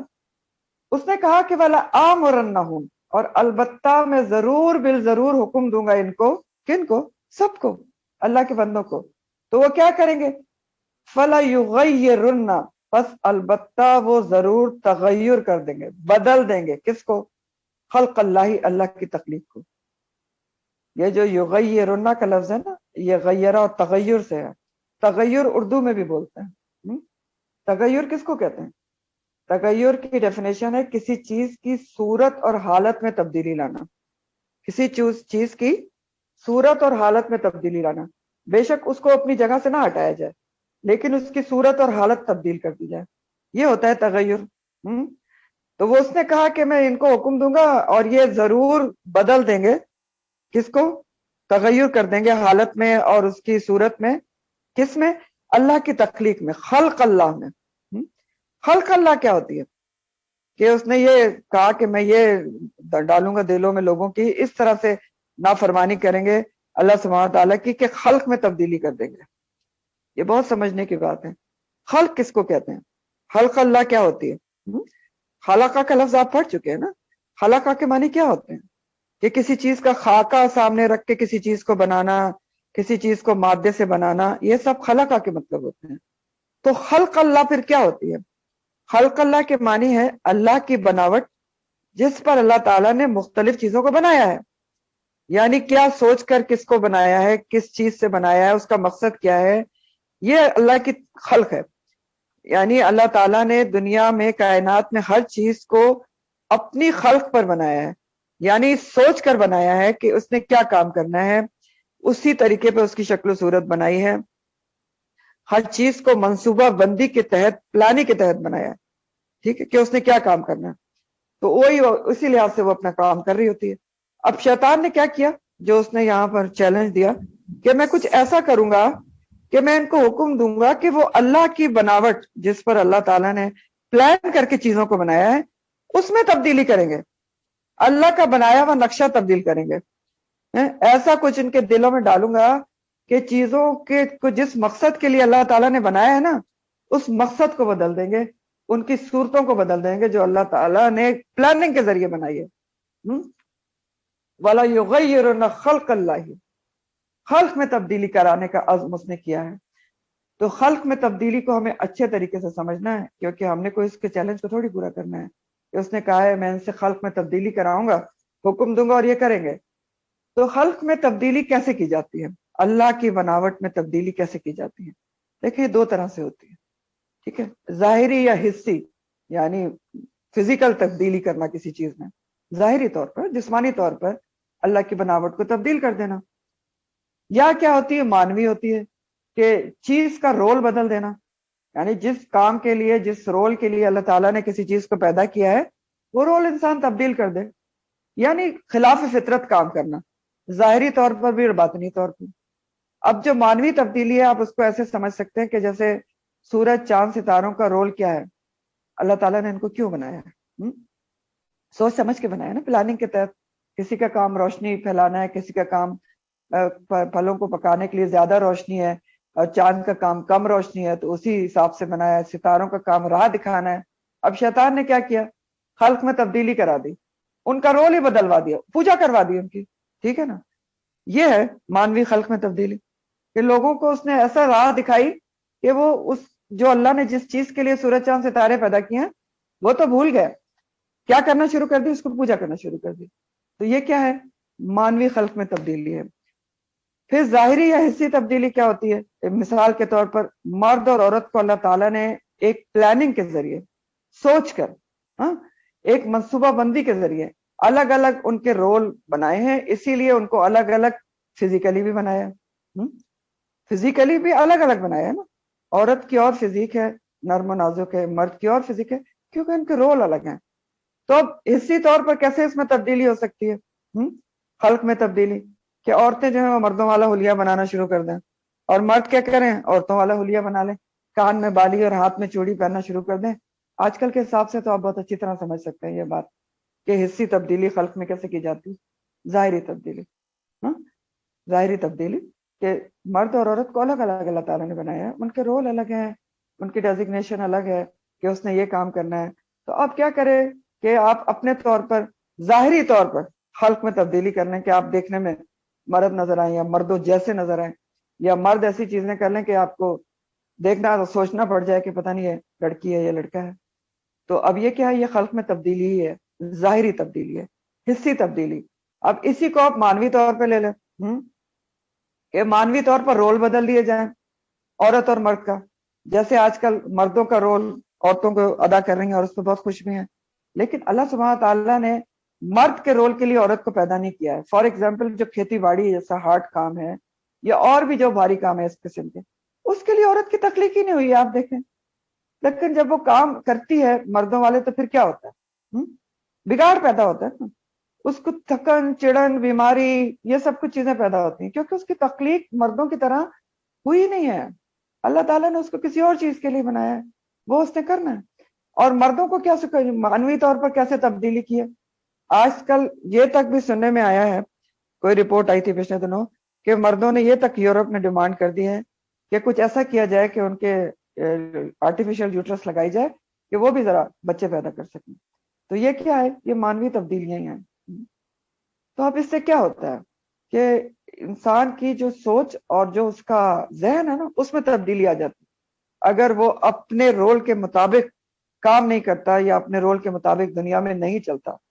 دیکھیں اللہ سبحانہ تعالیٰ نے جو کائنات ہے نا اس کی جو لائف سائیکل ہے اس میں ہر چیز کا اپنا رول رکھا ہے. ہر چیز کا اپنا رول ہے. اللہ تعالیٰ نے سوچ سمجھ کے بنائی ہے. سوچ کے دیکھیں نا، ابھی آپ کو سورج چاند ستارے میں نے بتایا، اسی طرح آپ درختوں کا دیکھیں، ان کا اپنا رول ہے. ایئر کو صاف کرتے ہیں، ہوا کا اپنا رول ہے، اس میں آکسیجن ہوتی ہے. جس چیز کو ابھی آپ لے لیں نا، ہر جانور کا تک اپنا رول ہے. بعض جانوروں کو زمین کی صفائی کے لیے پیدا کیا ہے، بعض جانوروں کو خوبصورتی کے لیے پیدا کیا ہے، بعض جانوروں کو آپ کے لیے پیدا کیا کہ آپ اس کا گوشت اور دودھ استعمال کریں. تو ہر چیز کو اللہ تعالیٰ نے اپنے خلق پہ پیدا کیا ہے. اس کا اسائنڈ رول ہے کہ اس نے کیا کرنا ہے. ہر ایک کے کام کا ایک حکمت اور مقصد ہے اور اس کے تحت اس کی خلق کی گئی ہے، تخلیق کی گئی ہے. اب انسان اگر فطرت کے خلاف چلے گا اور اللہ کے خلق میں تبدیلی کرے گا، پٹے طریقے سے غلط طریقے سے تبدیلی کرے گا، تو کیا زمین پر بگاڑ پیدا نہیں ہوگا؟ اگر فطرت کے خلاف جنگ کرے گا انسان تو ظاہر ہے اس میں ناکامی انسان کی ہی ہوگی، اور ہوتی ہے، آپ دیکھتے رہتے ہیں، انجام برا ہوتا ہے. تو یہ سب چیزیں فطرت کے خلاف کام، خلق میں تبدیلی کس نے سکھائی؟ شیطان نے سکھائی، اس کے وسوسے سے ہوتی ہے. اور سب سے بڑھ کے جو وہ کرواتا ہے نا پھر خلاف فطرت کام، وہ ترقی کے نام پہ کرواتا ہے. ترقی کا نام دیتا ہے اس کو شیطان کی، یہ ترقی ہے. اور ترقی کے نام پر انسان بڑی خوبصورتی سے ٹریپ ہو جاتا ہے. مثلا پچھلے دنوں کچھ عرصہ پہلے آپ نے دیکھا تھا کہ ایک بھیڑ کی کلوننگ کی گئی تھی، اور ڈالی پتہ نہیں کیا اس کا نام رکھا گیا تھا. بڑے ہی خوش تھے دنیا کے، یہ تو بس اب تو انسان نے بنا لے گا. انسان یہ تو انسان نے بڑا کام سیکھ لیا، اللہ کا کام نعوذ باللہ سیکھ لیا کہ ایک وہ جینیٹکس میں سے لے گا اس کا، اور اس میں سے پھر کیا کرے گا، بہت سارے بنا لے گا. آپ کو پتہ ہے ان بھیڑوں کا کیا انجام ہوا تھا جتنی بھی کلوننگ سے پیدا کی گئی تھی؟ ہاں، پھر تو دبا دیا گیا نا اس خبر کو، صرف اس کو اچھالا گیا تھا کہ کلوننگ سے بھیڑیں بنا لیں. ان سب کی سب تھوڑے دنوں کے بعد مر گئی تھی، ایک بھی اس میں سے زندہ نہیں بچی. تو یہ اس نے سکھایا کہ تم تو خالق کا کام بھی کر سکتے ہو. پھر اسی طرح آج تو بہت ساری چیزیں جو آپ کو نظر آئیں گی ترقی کے نام پہ جو فطرت کے خلاف کام کیے جا رہے ہیں، خلق میں تبدیلی کی جا رہی ہے. بہت سارے کام ہیں، پتہ نہیں ایسے عجیب و غریب کام ہے کہ کہتے ہوئے بھی انسان کو زبان جلتی ہے. لیکن مثال آپ کو دے رہی ہوں، آپ نے سیروگیٹڈ مدر کا نام سنا ہوگا. ہاں، کیا ہوتی ہے، کیا ہے یہ؟ خلق میں تبدیلی عجیب بے ہودہ قسم کے کام ہے، حرام کام ہے جی. پتہ نہیں کسی اور کی یوٹرس میں رکھ کے پلوا دیا. اور بھی بہت سارے کام ہیں. آرٹیفیشل انسیمینیشن جو ہے وہ نطفہ خریدا جاتا ہے. یہ سارے کام کون سجا رہا ہے؟ سوچے، ترقی کے نام پہ سجا رہا ہے. بڑی خوبصورتی سے کام کر رہے ہیں یہ جو ہے شیطان. میں نے کہا نا انٹیلیجنٹ ہے، بڑی خوبصورتی سے ترقی کے نام پہ انسان کو ٹریپ کرتا ہے اور حرام اور ناجائز اور خلاف فطرت کام کراتا ہے. تو یہ سب کچھ کرا رہا ہے. اب جو خلق میں تبدیلی ہے نا اس کو ہم عام زندگی کے حساب سے بھی سمجھیں گے، اپنے لحاظ سے سمجھیں گے. کیونکہ دیکھیں بہت یہ شیطان کا چیلنج ہے کہ اس نے کہا کہ میں ان کو حکم دوں گا فلا یغیرن خلق اللہ، یہ اللہ کی تخلیق میں تبدیلی کریں گے، دیکھو کیسے کرواتا ہوں. تو ہم سمجھنا چاہیے نا ہم کو اچھی طرح سے کہ ہمارے حساب سے خلق میں تبدیلی کیا ہوتی ہے. تو اب اس کو سمجھ لیں، ہمارے حساب سے خلق میں تبدیلی بھی یہ بھی دو طرح کی ہوتی ہے، ظاہری بھی ہو سکتی ہے، معنوی بھی ہو سکتی ہے. اور ظاہری جو تبدیلی ہوتی ہے نا وہ عارضی بھی ہو سکتی ہے اور مستقل بھی ہو سکتی ہے. یعنی اپنی فزیکل تبدیلی جو انسان کرتا ہے وہ پرماننٹ بھی ہو سکتی ہے اور ٹیمپرری بھی ہو سکتی ہے. لیکن دونوں کی دونوں جو ہیں وہ ناجائز ہیں، ہاں، حلال ہے ہی نہیں. اب مثلا عارضی تبدیلی ظاہری کیا ہو سکتی ہے کہ مردوں کی طرح عورتیں جو بال بنا لیں، بوائے کٹ بال کٹوا لیں، مرد جو ہیں عورتوں کی طرح پونیاں بنا لیں. یہ کیا ہے؟ یہ ظاہری تبدیلی ہے خلق کے اندر. پھر کیا ہے؟ خوبصورتی بڑھانے کے لیے کاسمیٹک سرجری. کاسمیٹک سرجری کس لیے؟ صرف اپنی خوبصورتی بڑھانے کے لیے. ٹھیک ہے. جیسے ایک ملک کی خواتین ضرور انہوں نے ناک کی کاسمیٹک سرجری کرائی ہوتی ہے, آنکھیں بڑی کروانا, تو یہ سب کیا ہے؟ یہ جائز نہیں ہے, یہ خلق میں تبدیلی ہے. کیونکہ دیکھیں اللہ سبحانہ تعالیٰ نے یہ, اس کا آپ بیس میں جائیں تو ہم کیا کر رہے ہیں؟ ہم اللہ کی خلق پہ اعتراض کر رہے ہیں کہ اللہ تعالیٰ نے جیسے ہماری آنکھ بنائی ہے وہ اللہ تعالیٰ نے غلط بنا دی, نعوذ باللہ. جیسی ناک بنائی وہ بھی غلط بنا دی ہے, تو ہم اس کو صحیح کریں گے. یہ ہے اس کا کانسیپٹ. تو جو کاسمیٹک سرجری ہے وہ یقینی طور پر خلق کی تبدیلی میں آتی ہے, اور یہ سب تفاسیر میں لکھا ہوا ہے. ہاں, اس میں ایک بات ہے جو سمجھنے کی کہ اگر کوئی ڈیفیکٹ ہے, جیسے کنجینیٹل ڈیفیکٹ جس کو کہتے ہیں, پیدائشی طور پر, جیسے بچوں کا کوئی ہونٹ کٹا ہوا ہوتا ہے یا اس طرح کی کوئی چیزیں ہوتی ہیں, ناک میں کوئی کٹی ہوئی ہوتی ہے ایک سائڈ سے, جو بھی ڈیفیکٹ اگر ہے, ڈیفیکٹ عیب ہے, تو اس کو درست کرنے کے لیے سرجری کروائی جا سکتی ہے. اس کو, یا پھر خدا نہ کرے کسی کا ایکسیڈنٹ وغیرہ ہو جاتا ہے, خدا نہ کرے, اور اس کا چہرے پہ کوئی ایسی مسک ہو جاتا ہے, کوئی ڈسٹورشن ہو جاتی ہے, تو اس کے لیے کاسمیٹک سرجری کرائی جا سکتی ہے. لیکن جو صرف خوبصورتی بڑھانے کے لیے کاسمیٹک سرجری ہے وہ یقیناً خلق کی تبدیلی میں آتی ہے. اس کے اوپر سب علماء کا اجماع ہے اور یہ قرآن سے ثابت ہے. پھر اسی طرح اور خلق میں تبدیلی کیا ہوتی ہے؟ آنکھوں میں اپنی آنکھ کے رنگ سے بالکل مختلف لینزز لگانا, یہ بھی خلق کی تبدیلی میں آتا ہے. اپنے بالوں کے رنگ سے بالکل کوئی مختلف ڈائی لگانا, یہ بھی خلق کی تبدیلی میں آتا ہے. پھر جسم کے اوپر ٹیٹو بنوانا, ٹیٹو, ٹھیک ہے, گدوانا اردو میں جس کو کہتے ہیں, یہ بھی, اور اس میں تو بہت گناہ کا کام ہے, ابھی آپ کو حدیث بتاتی ہوں. پھر غلط جگہوں پر سوراخ کروانا, پیئرسنگ, غلط جگہوں کے اوپر, مثلاً آئی برو کے اوپر, اور آپ کو بتائے کہاں کہاں کروائے جاتے ہیں. یہ سب بھی کیا ہے؟ خلق میں تبدیلی ہے. اور پھر اسی طرح جو ہے پرماننٹ تبدیلی کیسے ہوتی ہے؟ دانتوں کو خوبصورتی کے لیے گھسوانا, یہ پرانے زمانے میں بھی کیا جاتا تھا. ٹیوبل لائگیشن, عورتوں میں ٹیوبل لائگیشن, فیملی پلاننگ کے لیے جو ٹیوبس پرماننٹلی بند کر دیتے ہیں نا, اور مردوں میں نسبندی وغیرہ کر کے ان کو جو ہے انفرٹائل بنا دیتے ہیں, باج بنا دیتے ہیں, یہ بھی کیا ہے؟ یہ بھی خلق میں تبدیلی ہے اور گناہ کا کام ہے. پھر اس کے علاوہ جنرلی شکل و صورت میں جو اللہ تعالیٰ نے آپ کی بنائی ہے اس میں کوئی گراس تبدیلی لانا, بڑی تبدیلی لانا, یہ سب ناجائز ہے اور منع ہے. اور اس سلسلے میں آپ دیکھیں کہ آئی بروز بنوانا, جو آپ کی نیچرل آئی بروز ہیں اس کو بہت زیادہ اس میں تبدیلی لا کر ان کو تیر کمان بنا لینا, یہ بھی یقینی طور پر خلق میں تبدیلی ہے اور حرام کام ہے. اب اس کے لیے میں آپ کو حدیث بتاتی ہوں, ٹھیک ہے, حدیث بتاتی ہوں آپ کو. یہ جو ہے جناب متفق علیہ کی حدیث ہے, بخاری اور جو مسلم ہے دونوں میں موجود ہے.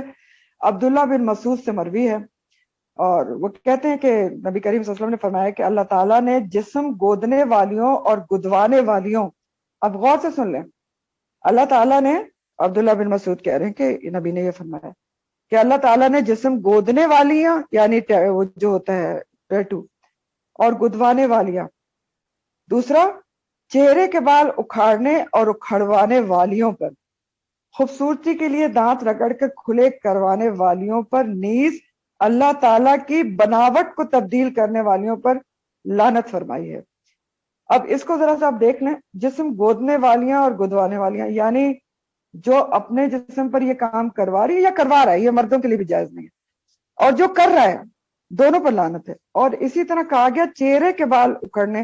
اب اس کو میں آپ کو ذرا ایکسپلین کرتی ہوں کہ چہرے کے بال سے مراد یہاں پر پورا چہرہ نہیں ہے, آئی بروز ہے, کیونکہ جو عربی کا لفظ اس کے اندر آیا ہے وہ میں آپ کو بتاتی ہوں, میرے سامنے ہے عربی میں لکھی ہوئی پوری حدیث, کہ بعض عربی کے جو الفاظ ہیں اس کا ترجمہ اردو میں صحیح نہیں ہو سکتا. اس کے لیے عربی کے الفاظ آئے ون سواتی, سوات سے, والمتنمسات, ٹھیک, تو نامسات کہتے ہیں آئی بروز اکھڑوانے کو. یہ جو نامسات کا ورڈ ہے اس کے میننگ میں آتا ہے آئی بروز کے بال اکھاڑنے. تو آئی بروز کے جو بال اکھاڑنے والی ہیں, چہرے کے بال سے مطلب وہ ہے, اس لیے میں نے اس لفظ کو آپ کو ایکسپلین کیا ہے کہ عربی میں وہ نامسات والمتنفسات. اب چہرے کے بال یعنی آئی بروز کے بال اکھاڑنے والیاں اور اکھڑوانے والیاں, یعنی جو کروا رہے ہیں اور جو کر رہی ہے پارلر میں, دونوں کے اوپر لعنت آئی حدیث کے اندر. پھر تیسری چیز بتائی خوبصورتی کے لیے دانت رگڑ کر کھلے کروانے والیاں, اور چوتھی چیز جو ہے نا وہ یہی ہے جو آپ پڑھ رہے ہیں, اور کیونکہ اس میں عربی کا لفظ آیا ہے، یہی آیا ہے، میں آپ کو پڑھ کے سناتی ہوں. والمغیراتی خلق اللہ، مغیراتی خلق اللہ، اور تبدیل کروانے والیاں، تغیر کرنے والیاں، خلق اللہ، اللہ کی تخلیق میں، اللہ کی بناوٹ کو تبدیل کرنے والیوں پر لعنت فرمائی ہے. تو جب یہ حدیث عبداللہ بن مسعود نے سنائی تو ایک ام یعقوب تھی جو بہت قرآن پڑھا کرتی تھی، بنو اسد کی ایک عورت تھی. تو حضرت عبداللہ بن مسعود کے پاس آئی اور کہنے لگی کہ تم نے کیا یہ ساری عورتوں پر، یہ ان پر اور اس پر اور اس پر لعنت بتا دی ہے کہ اللہ تعالیٰ نے لعنت کی ہے؟ تو میں نے تو ایسی کوئی بات قرآن میں نہیں پڑھی. ہاں نہیں، پہلے اس نے کہا کہ تم نے ایسا کیوں کہا ہے کہ اس کے اوپر لعنت اور اس کے اوپر لعنت؟ تو حضرت عبداللہ بن مسعود نے کہا کہ میں اس پر لعنت کیوں نہ کروں جس پر رسول اللہ صلی اللہ علیہ وسلم نے لعنت فرمائی ہے. ٹھیک ہے، اور یہ تو اللہ تعالیٰ کی کتاب میں بات موجود ہے. تو اس عورت نے کہا کہ میں نے تو کہیں قرآن میں یہ بات نہیں پڑھی کہ اللہ تعالیٰ نے اس کے اوپر اور اس کے اوپر لعنت فرمائی. تو انہوں نے کہا کہ تم نے قرآن پھر غور سے پڑھا ہی نہیں ہے. اگر تم قرآن غور سے پڑھتی تو تمہیں یہ پتا چل جاتا کہ اللہ تعالیٰ نے یہ بات فرمائی ہے. تو آپ نے اس کو پھر کیا بتایا؟ اس نے کہا تم نے قرآن میں یہ بات نہیں پڑھی ہے کہ رسول جس بات کا تم کو حکم دیں اس کو لے لو اور جس سے منع کر دیں اس سے باز آ جاؤ. یہ سورہ حشر کی آیت ہے کہ رسول تمہیں جس بات کا حکم دے اس کو لے لو اور جس سے روک دیں اس سے باز آ جاؤ. تو آپ نے کہا عبداللہ بن مسعود نے، تم نے یہ آیت نہیں پڑھی ہے ہاں کہ اللہ تعالیٰ نے یہ فرمایا ہے؟ تو اگر رسول نے یہ فرمایا ہے تو اس کا مطلب ہے یہ بات قرآن میں موجود ہے. جب اللہ نے کہہ دیا کہ جو رسول کہہ رہے ہیں وہ لے لو، جو جس سے منع کرنا اس سے منع ہو جاؤ. سمجھ رہے ہیں بات کو؟ تو پھر بھی وہ عورت مانی نہیں، کہنے لگی اس میں سے بہت ساری باتیں تو تمہاری بیوی میں ہیں. تو حضرت عبداللہ بن مسعود نے کہا جاؤ جا کر دیکھو. گئی ان کی بیوی کے پاس تو اس نے ایسی کوئی بھی بات اس میں نہیں پائی. تو واپس آ کے کہنے لگے کہ ہاں تمہاری بیوی میں نے ایسی کوئی بات نہیں دیکھی. تو حضرت عبداللہ بن مسعود نے اس سے فرمایا کہ اگر اس میں سے کوئی بات اس میں ہوتی تو ہم اس سے صحبت کبھی بھی نہ کرتے. تو اسے بخاری اور مسلم نے روایت کیا ہے. ٹھیک ہے، اچھا. لیکن بہرحال اگر کوئی بھی ایب نارمل گروتھ ہے، چاہے بالوں کی ہو یا کسی بھی چیز کی ہو، تو اس کو نکلوایا جا سکتا ہے. جیسے آئی بروز کے علاوہ اپر لپ ہے یا چین وغیرہ کے بال جو ہیں وہ آپ نکلوا سکتی ہیں، کیونکہ مردوں سے مشابہت بھی منع ہے. اسی طرح ہاتھ پاؤں کی ویکسنگ بھی کروائی جا سکتی ہے، ٹھیک ہے، کیونکہ بھی مردوں کی مشابہت ہے. لیکن ویکسنگ کے اندر ایک اور امپورٹنٹ پوائنٹ ہے کہ کبھی بھی ایسی جگہوں کی ویکسنگ خاتون نہیں کروا سکتی، خاتون سے بھی، کہ جو اس کی سطر ہے. کیونکہ یہ حدیث کا مفہوم ہے کہ نبی کریم صلی اللہ علیہ وسلم نے فرمایا کہ کوئی مرد کسی مرد کی سطر نہ دیکھے اور کوئی عورت کسی عورت کی سطر نہ دیکھے. اور میں نے یہ اس لیے مینشن کیا کہ یہ بھی ہوتا ہے، آپ سب کو پتا ہے. تو یہ نہیں ہو سکتا، ورنہ آپ ہاتھ پاؤں کی ویکسنگ کرا سکتے ہیں. چہرے کے بھی آئی بروز کے علاوہ ایب نارمل گروتھ جو ہے اس کو نکلوایا جا سکتا ہے. دانت بھی خوبصورتی کے لیے نہیں کسوائے جا سکتے، لیکن اگر ٹیڑھے میڑے ہیں تو اس کو صحیح کروا سکتے ہیں آپ، مجھے اپلائنسز وغیرہ لگاتے ہیں. ایپ کو دور کیا جا سکتا ہے، ڈیفیکٹ کو، لیکن صرف خوبصورتی کے لیے خلق میں تبدیلی نہیں ہو سکتی. اپنے ہی بالوں سے آپ ٹرانسپلانٹ کروا سکتے ہیں. علاج کی غرض سے پلاسٹک سرجری ہو سکتی ہے، جیسے میں نے پہلے بھی آپ کو ایکسپلین کیا کہ اگر کوئی کنجنٹل پیدائشی ڈیفیکٹ ہے یا کوئی حادثے سے ہو گیا ہے تو علاج کی غرض سے پلاسٹک سرجری ہو سکتی ہے، لیکن پلاسٹک سرجری کاسمیٹک کے غرض سے، کاسمیٹک سرجری کے غرض سے نہیں ہو سکتی. پھر اسی طرح ڈائی کا جو میں نے آپ کو کہا، اس میں اپنے کلر کی آپ ملتی جلتی ڈائی لگا سکتے ہیں. تو بات ساری یہ ہے کہ اپنے حسن کا خیال رکھنا چاہیے. عورتوں کو رکھ سکتی ہیں، اپنے شوہر کے لیے بہت کچھ کر سکتی ہیں، لیکن حسن کے خیال میں بھی اعتدال سے کام لینا چاہیے، بیلنس سے. کیونکہ دیکھیں جتنا آپ اس چکر میں پڑیں گے اتنا آپ پڑھتی ہی چلی جائیں گی، اور ایک طرح سے آپ سمجھ لیں کہ دنیا کی ہرس پڑتی چلی جاتی ہے. اور پھر یہ بھی ہوتا ہے کہ جتنا بہت زیادہ آپ اس کے اندر پڑھیں گے نا، پھر وہ شوہر کے لیے تو نہیں ہوتا. سوچ کے دیکھیں نا، شوہر بیچارے کے لیے تو پتہ نہیں کچھ کرتے ہیں کہ نہیں کرتے ہیں، ٹھیک ہے، وہ تو دوسروں کو پھر اچھا لگنے کے لیے انسان کرتا ہے. تو بیلنس رکھنا چاہیے. بہرحال بتانے کا مطلب یہ ہے. پھر آپ روزمرہ کے لحاظ سے مانوی خلق میں تبدیلی اور بھی چیزیں ہیں، اس کو بھی سمجھ لیں. تو مانوی روزمرہ کے لحاظ سے خلق میں تبدیلی، جیسے پہلے بھی میں نے آپ کو بتایا کہ عورتوں سے بہت زیادہ مردوں والے کام لینا، یہ بھی عورت کی سوچ اور فکر کو تبدیل کر دیتا ہے. جیسے بعض لوگ نا بچپن سے کسی لڑکی کو لڑکا بنا کے رکھتے ہیں، اس سے فرق پڑتا ہے، اس کی سوچ بھی تبدیل ہو جاتی ہے، اور اس سے بہت سارے مسائل بعد میں پیدا ہوتے ہیں. اور اسی طرح مردوں میں ہوموسیکشوالٹی جو ہے وہ بھی کیا ہے، خلق میں تبدیلی ہے، اور بہت ہی گناہ کا کام ہے، کیونکہ ظاہر اللہ تعالیٰ نے مرد کو اور عورت کو دونوں کو تخلیق کیا نا کہ اس سے ایک جائز خواہش کو پورا کرے۔ مرد اگر مرد سے اپنی خواہش پوری کرے گا تو یقینی طور پر وہ عمل قوم لوط ہے اور گناہ کا کام ہے، اور خلق میں تبدیلی ہے، اللہ کے منصوبے کے خلاف کام ہے۔ پھر اسی طرح میاں بیوی کے تعلقات میں غلط طریقے استعمال کرنا بھی خلق میں تبدیلی ہے، کیونکہ آپ سورہ بقرہ میں پڑھ چکے ہیں کہ اللہ تعالیٰ نے فرمایا تھا کہ اپنی بیویوں کے پاس اسی طریقے سے آؤ جو اللہ تعالیٰ نے بتایا ہے۔ پھر اسی طرح آپ دیکھیں کہ گائے کا دودھ اور گوشت استعمال کرنے کے بجائے آپ اس کی پوجا شروع کر دیں تو کیا ہے یہ؟ ہاں؟ یہ تو اس کا رول نہیں ہے نا، اپنے خلق میں تبدیلی کر دی۔ پھر اسی طرح اگر کسی جینون ریزن کے بغیر ماں اپنے بچے کو بریسٹ فیڈنگ نہیں کراتی تو وہ بھی خلق میں تبدیلی ہے۔ کیوں؟ کیونکہ اللہ تعالیٰ نے بریسٹ کی خلق کیوں کی ہے؟ سوچے نا، کس منصوبے کے تحت اللہ تعالیٰ نے بریسٹ کو تخلیق کیا ہے کہ اس کے ذریعے سے بچے کو خوراک دی جائے گی۔ تو اگر آپ اس سے وہ کام نہیں لیتے اپنے فگر کی وجہ سے خیال کرنے کے لیے تو پھر یہ بھی خلق میں تبدیلی ہوتی ہے۔ پھر اسی طرح ایک اور مانوی خلق میں تبدیلی جو ہمارے سو کال ترقی یافتہ ممالک ہیں انہوں نے کی، وہ کیا کیا انہوں نے؟ اللہ تعالیٰ نے مرد اور عورت کا باہمی رشتہ نکاح کی بنیاد پر رکھا ہے کہ نکاح ہوگا تو آپس میں محبت پیدا ہوگی اور ایک صحیح نظام چلے گا فیملی کا۔ اب انہوں نے کیا کیا؟ انہوں نے اس رشتے کو صرف محبت اور انسیت اور اٹریکشن کے اوپر استوار کر دیا۔ اب اس کا کیا ہوا؟ نسل انسانی شدید فساد کا شکار ہو گئی، رشتوں کا تقدس پامال ہو گیا اور رشتہ صرف تفریح کا ذریعہ بن گیا، اور جس کی وجہ سے اخلاقی جو اقدار ہے نا وہ بھی تباہ ہو کے رہ گئے۔ بچے جو ہے ماں باپ کی محبت سے محروم ہو گئے، کیونکہ ہوتا کیا ہے وہاں پر، یہ تو میں نے اپنی نظروں سے دیکھا ہے وہاں پر کہ وہ ساتھ رہ رہے ہوتے ہیں، بچے بھی پیدا ہو رہے، 2-3 پیدا ہونے کے بعد کہا کہ نہیں جی ہماری تو انڈرسٹینڈنگ نہیں ہوئی تو شادی تو نہیں کروں گا اور چلتے بنے، یہ ہوتا ہے۔ تو کیا ہوا؟ سارا خاندانی نظام تباہ ہو گیا، اور انہوں نے ترقی کے نام پر انہوں نے یہ والی چیز وہاں پر پیدا کر دی، یہ بھی ان کو شیطان نے سکھائی اور انہوں نے فطرت کے خلاف کام کیا اور سخت بگاڑ کا باعث بنا۔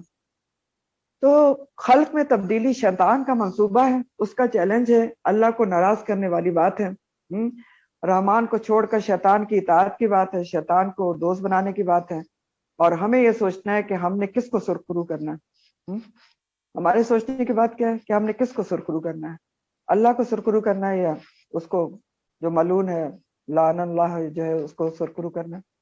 اللہ کے احکامات ماننے ہیں یا اس کے کہنے پہ چل کے کچھ اور کرنا ہے؟ تو اب دیکھیں رحمان کو چھوڑ کر جو شیطان کی اطاعت کرتا ہے تو اس کا مقصد ہے کوئی شیطان کو دوست بنا لیتا ہے۔ اسی لیے اللہ تعالیٰ آگے یہی فرما رہے ہیں، وَمَن يَتَّخِذِ الشَّيْطَانَ، اور جو بنا لے گا شیطان کو ولیًا دوست، من دون اللہ، اللہ کے سوا، جو شیطان کو دوست بنا لے گا اللہ کے سوا۔ دیکھیں دوست کی بات کیوں آئی ہے؟ کیونکہ انسان دوست کے دین پر ہوتا ہے نا، یہ حدیث کہتی ہے، اور دوست کی بات مانتا ہے۔ تو جو اللہ کی بات ماننے کے بجائے شیطان کی بات ماننا شروع کر دے، اس کے چیلنجز کو پورا کرنا شروع کر دے، اس کے وسوسوں پر لبیک کہنا شروع کر دے، تو پھر کیا ہوگا؟ اللہ تعالیٰ کیا بتا رہے ہیں؟ وَمَن يَتَّخِذِ الشَّيْطَانَ وَلِيًّا مِن دُونِ اللَّهِ، اللہ کے سوا شیطان کو دوست بنا لے گا، اس کے منصوبوں پر عمل کرے گا، اس کی بات ماننا شروع کر دے گا، اس کے چیلنجز کو پورا کرنا شروع کر دے گا، فقط تو تحقیق یقیناً خسرا، اس نے نقصان اٹھایا۔ کتنا نقصان؟ خسران مبینہ، نقصان اٹھانا کھلم کھلا، بہت ہی بڑا نقصان اٹھا لیا اس نے۔ تو کیسے بڑا نقصان اٹھا لیا؟ کیونکہ دیکھیں رحمان کو چھوڑ کے جس نے شیطان کو دوست بنا لیا اور اس کے چیلنجز کو پورا کرنا شروع کر دیا تو وہ تو گمراہ ہو جائے گا، وَلَأُضِلَّنَّهُمْ کرے گا نا، وہ بھٹکائے گا، اور بھٹکا بھٹکا کے کہاں لے جائے گا؟ دلالم بعید میں لے جائے گا، اللہ کی رحمت سے دور کر دے گا، اور خسارہ پانے والا پھر انسان کیسے ہوگا؟ آخرت میں خسارہ اٹھائے گا نا، اللہ کی رحمت سے دور کر دیا جائے گا، نسیمہ مفرودہ بن کے جہنم میں چلا جائے گا۔ اور آخرت کا خسارہ کیا ہے؟ خسران مبین ہے، کھلم کھلا خسارہ ہے۔ کھلم کھلا خسارہ کیسے ہے؟ لیکن دیکھیں دنیا کے جو خسارے نقصان ہوتے ہیں ان کی تلافی ہو سکتی ہے، آخرت کا خسارہ جو ہے نا وہ تو ناقابل تلافی نقصان ہے، irreparable نقصان ہے۔ تو جس نے پھر اس کو دوست بنا لیا، اس کی بات مان لی اللہ کے چھوڑ کے، تو پھر اس کا تو پھر یہی حال ہے، خسرہ خسران مبینہ۔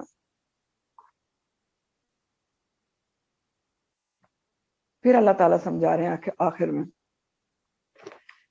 کہ دیکھو याइदुहुम, वो वादा करता है उनसे। शैतान का ही जिक्र है, वादा से ये लफ्ज है। वो वादा करता है उनसे, लोगों से। वो युमन्नीहिम, और वो उम्मीदें दिलाता है उनको।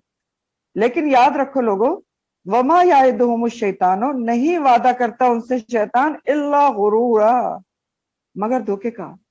अल्लाह ताला फिर समझा रहे हैं कि देखो, शैतान को दोस्त ना बनाओ। उसके वादे सारे, वो तुमसे वादा तो करता है कि ये करोगे तो ये मिल जाएगा, ये करोगे तो बड़ी तरक्की है, ये करोगे तो देखो बड़े हसीन लगोगे। लेकिन याद रखो, उसके वादे धोखे पर मबनी है। हम्म? धोखे तो वो दिलाता है, धोखे देता है, वादे करता है, उम्मीदें भी दिलाता है। उम्मीदों के जरिए ही तो धोखा देता है। ह्यूमन नी हिम के जरिए ही तो धोखा देता है, वादे करके। लेकिन याद रखो कि उसके वादे धोखे के हैं, धोखे पर मबनी है। तो कैसे वो वादे करता है, कैसे उम्मीदों के जरिए धोखा देता है? सबसे बड़ा धोखा तो वही है जो मैंने अभी जहां से बात शुरू की थी, कि वो ये धोखा देता है, उम्मीद दिलाता है कि देखो, अल्लाह ताला ने तो खुद कह दिया कि शिर्क के अलावा जो भी कर लो, जो मर्जी कर लो, माफ कर देगा अल्लाह ताला। अल्लाह ताला ने तो कहा है। तो अल्लाह ताला ने तो ये नहीं कहा ना, ये तो उसका धोखा ही होता है, धोखे का वादा होता है। अल्लाह ताला ने ये नहीं कहा है कि शिर्क के अलावा जो भी कर लोगे मैं माफ कर दूंगा। एक तो मैंने दूना जालिका इसीलिए आपको एक्सप्लेन किया था कि शिर्क से के लेवल का जो गुनाह है वो तो कभी भी नहीं माफ हो सकता। और शिर्क फिर, हम सिर्फ शिर्क फिर जात थोड़ी होता है। शिर्क पे तो इंसान ऐसे गिरफ्तार हो जाता है कि उसको पता ही नहीं चलता। तो ये वो धोखा डालता है कि अच्छा, शिर्क तो सिर्फ ये है ना कि बुतों के आगे सर टेक लो, तो वो तो तुम करते नहीं, तो इसके अलावा जो भी कर लो वो तो अल्लाह ताला माफ कर देगा। ये है उसके वादे, धोखे के वादे, इल्ला गुरूरा के। फिर क्या धोखा देता है, क्या वादा करता है कि देखो, तुमने तो फला बुजुर्ग की बैत की हुई है, तो वो तो बुजुर्ग ने कहा हुआ है कि वो सिफारिश कर देंगे, तुम्हें जन्नत में चले जाएंगे उनके पीछे, तुम दामन पकड़ के, तो अब जो मर्जी करते रहो। और ये भी एक आम बात है, ये भी मैंने अपने कानों से सुनी है कि हमने तो फला पीर के ऊपर बैत की हुई, तो वो तो उनका तो वादा है। फिर क्या है, इस तरह के वादे करता है कि अभी जिंदगी पड़ी, वही जैसे पहले बता, नेक अमाल की जल्दी क्या है, बाद में कर लेंगे, तो ये है वो है। तो शैतान का ये तरीका है कि वादे और उम्मीदें दिलाकर धोखे में डालता है। और उसके सारे वादे धोखे के हैं। और ये बात कयामत के रोज शैतान खुद एक्सेप्ट करेगा कि मेरे वादे तो धोखे के वादे थे और अल्लाह के वादे सच्चे थे, तो तुमने अल्लाह के वादे छोड़ के मेरे वादों के ऊपर क्यों यकीन किया, क्यों लब्बैक कहा। वमा याइदुहुम इल्ला गुरूरा। और ये बात कहाँ आती है, आप रेफरेंस लिखें और जरूर इसको जाके पढ़िएगा। सूरह इब्राहिम आयत नंबर 22 है। सूरह इब्राहिम आयत नंबर 22, मैं आपको तर्जुमा बता रही हूँ, गौर तलब तर्जुमा है। शैतान कहेगा रोजे क़यामत कि अल्लाह ने तो तुमसे सच्चे वादे किए थे, और मैंने तुमसे जो वादे किए थे वो तो झूठे थे, मैंने उनके खिलाफ किया, यानी मैंने तो तुमसे धोखा किया। खुद कह रहा है कि अल्लाह ने तुमसे जो वादे किए थे वो तो सच्चे थे, तुमने वो तो सुने नहीं, मैंने जो वादे किए थे झूठे, उनमें तुमने लब्बैक कह दिया, तो मेरा तो काम ही है, मैंने अपने वादों के खिलाफ किया, यानी धोखा दिया। फिर कहेगा कि मेरा तुम पे कोई दबाव तो नहीं था। ये सारा तर्जुमा बता रही हूँ आपको आयत का। हाँ, मैंने तुम्हें पुकारा जरूर था, दावत दी थी, तो तुमने तो फौरन मेरी बात मान ली, तुम तो तैयार बैठे थे, तो मैंने तुम्हारा हाथ पकड़ के तो नहीं करवाया था। तो अब मुझको मलामत ना करो, बल्कि अपने आप को मलामत करो। फला तलूमुनी वलूमू अनफुसकुम। और आज ना मैं तुम्हारी दाद रसी कर सकता हूं और ना तुम मेरी कर सकते हो। और मैं तो सिरे से इस बात को मानता ही नहीं कि तुमने कभी मुझे अल्लाह का शरीक बनाया था। सोचे, शैतान कहेगा मैं तो इसको मानता ही नहीं कि तुमने अल्लाह के मुकाबले में मेरी बात क्यों मान ली। और कहेगा जालिम के यकीनन जालिमों के लिए दर्दनाक अजाब, खुद ही कहेगा।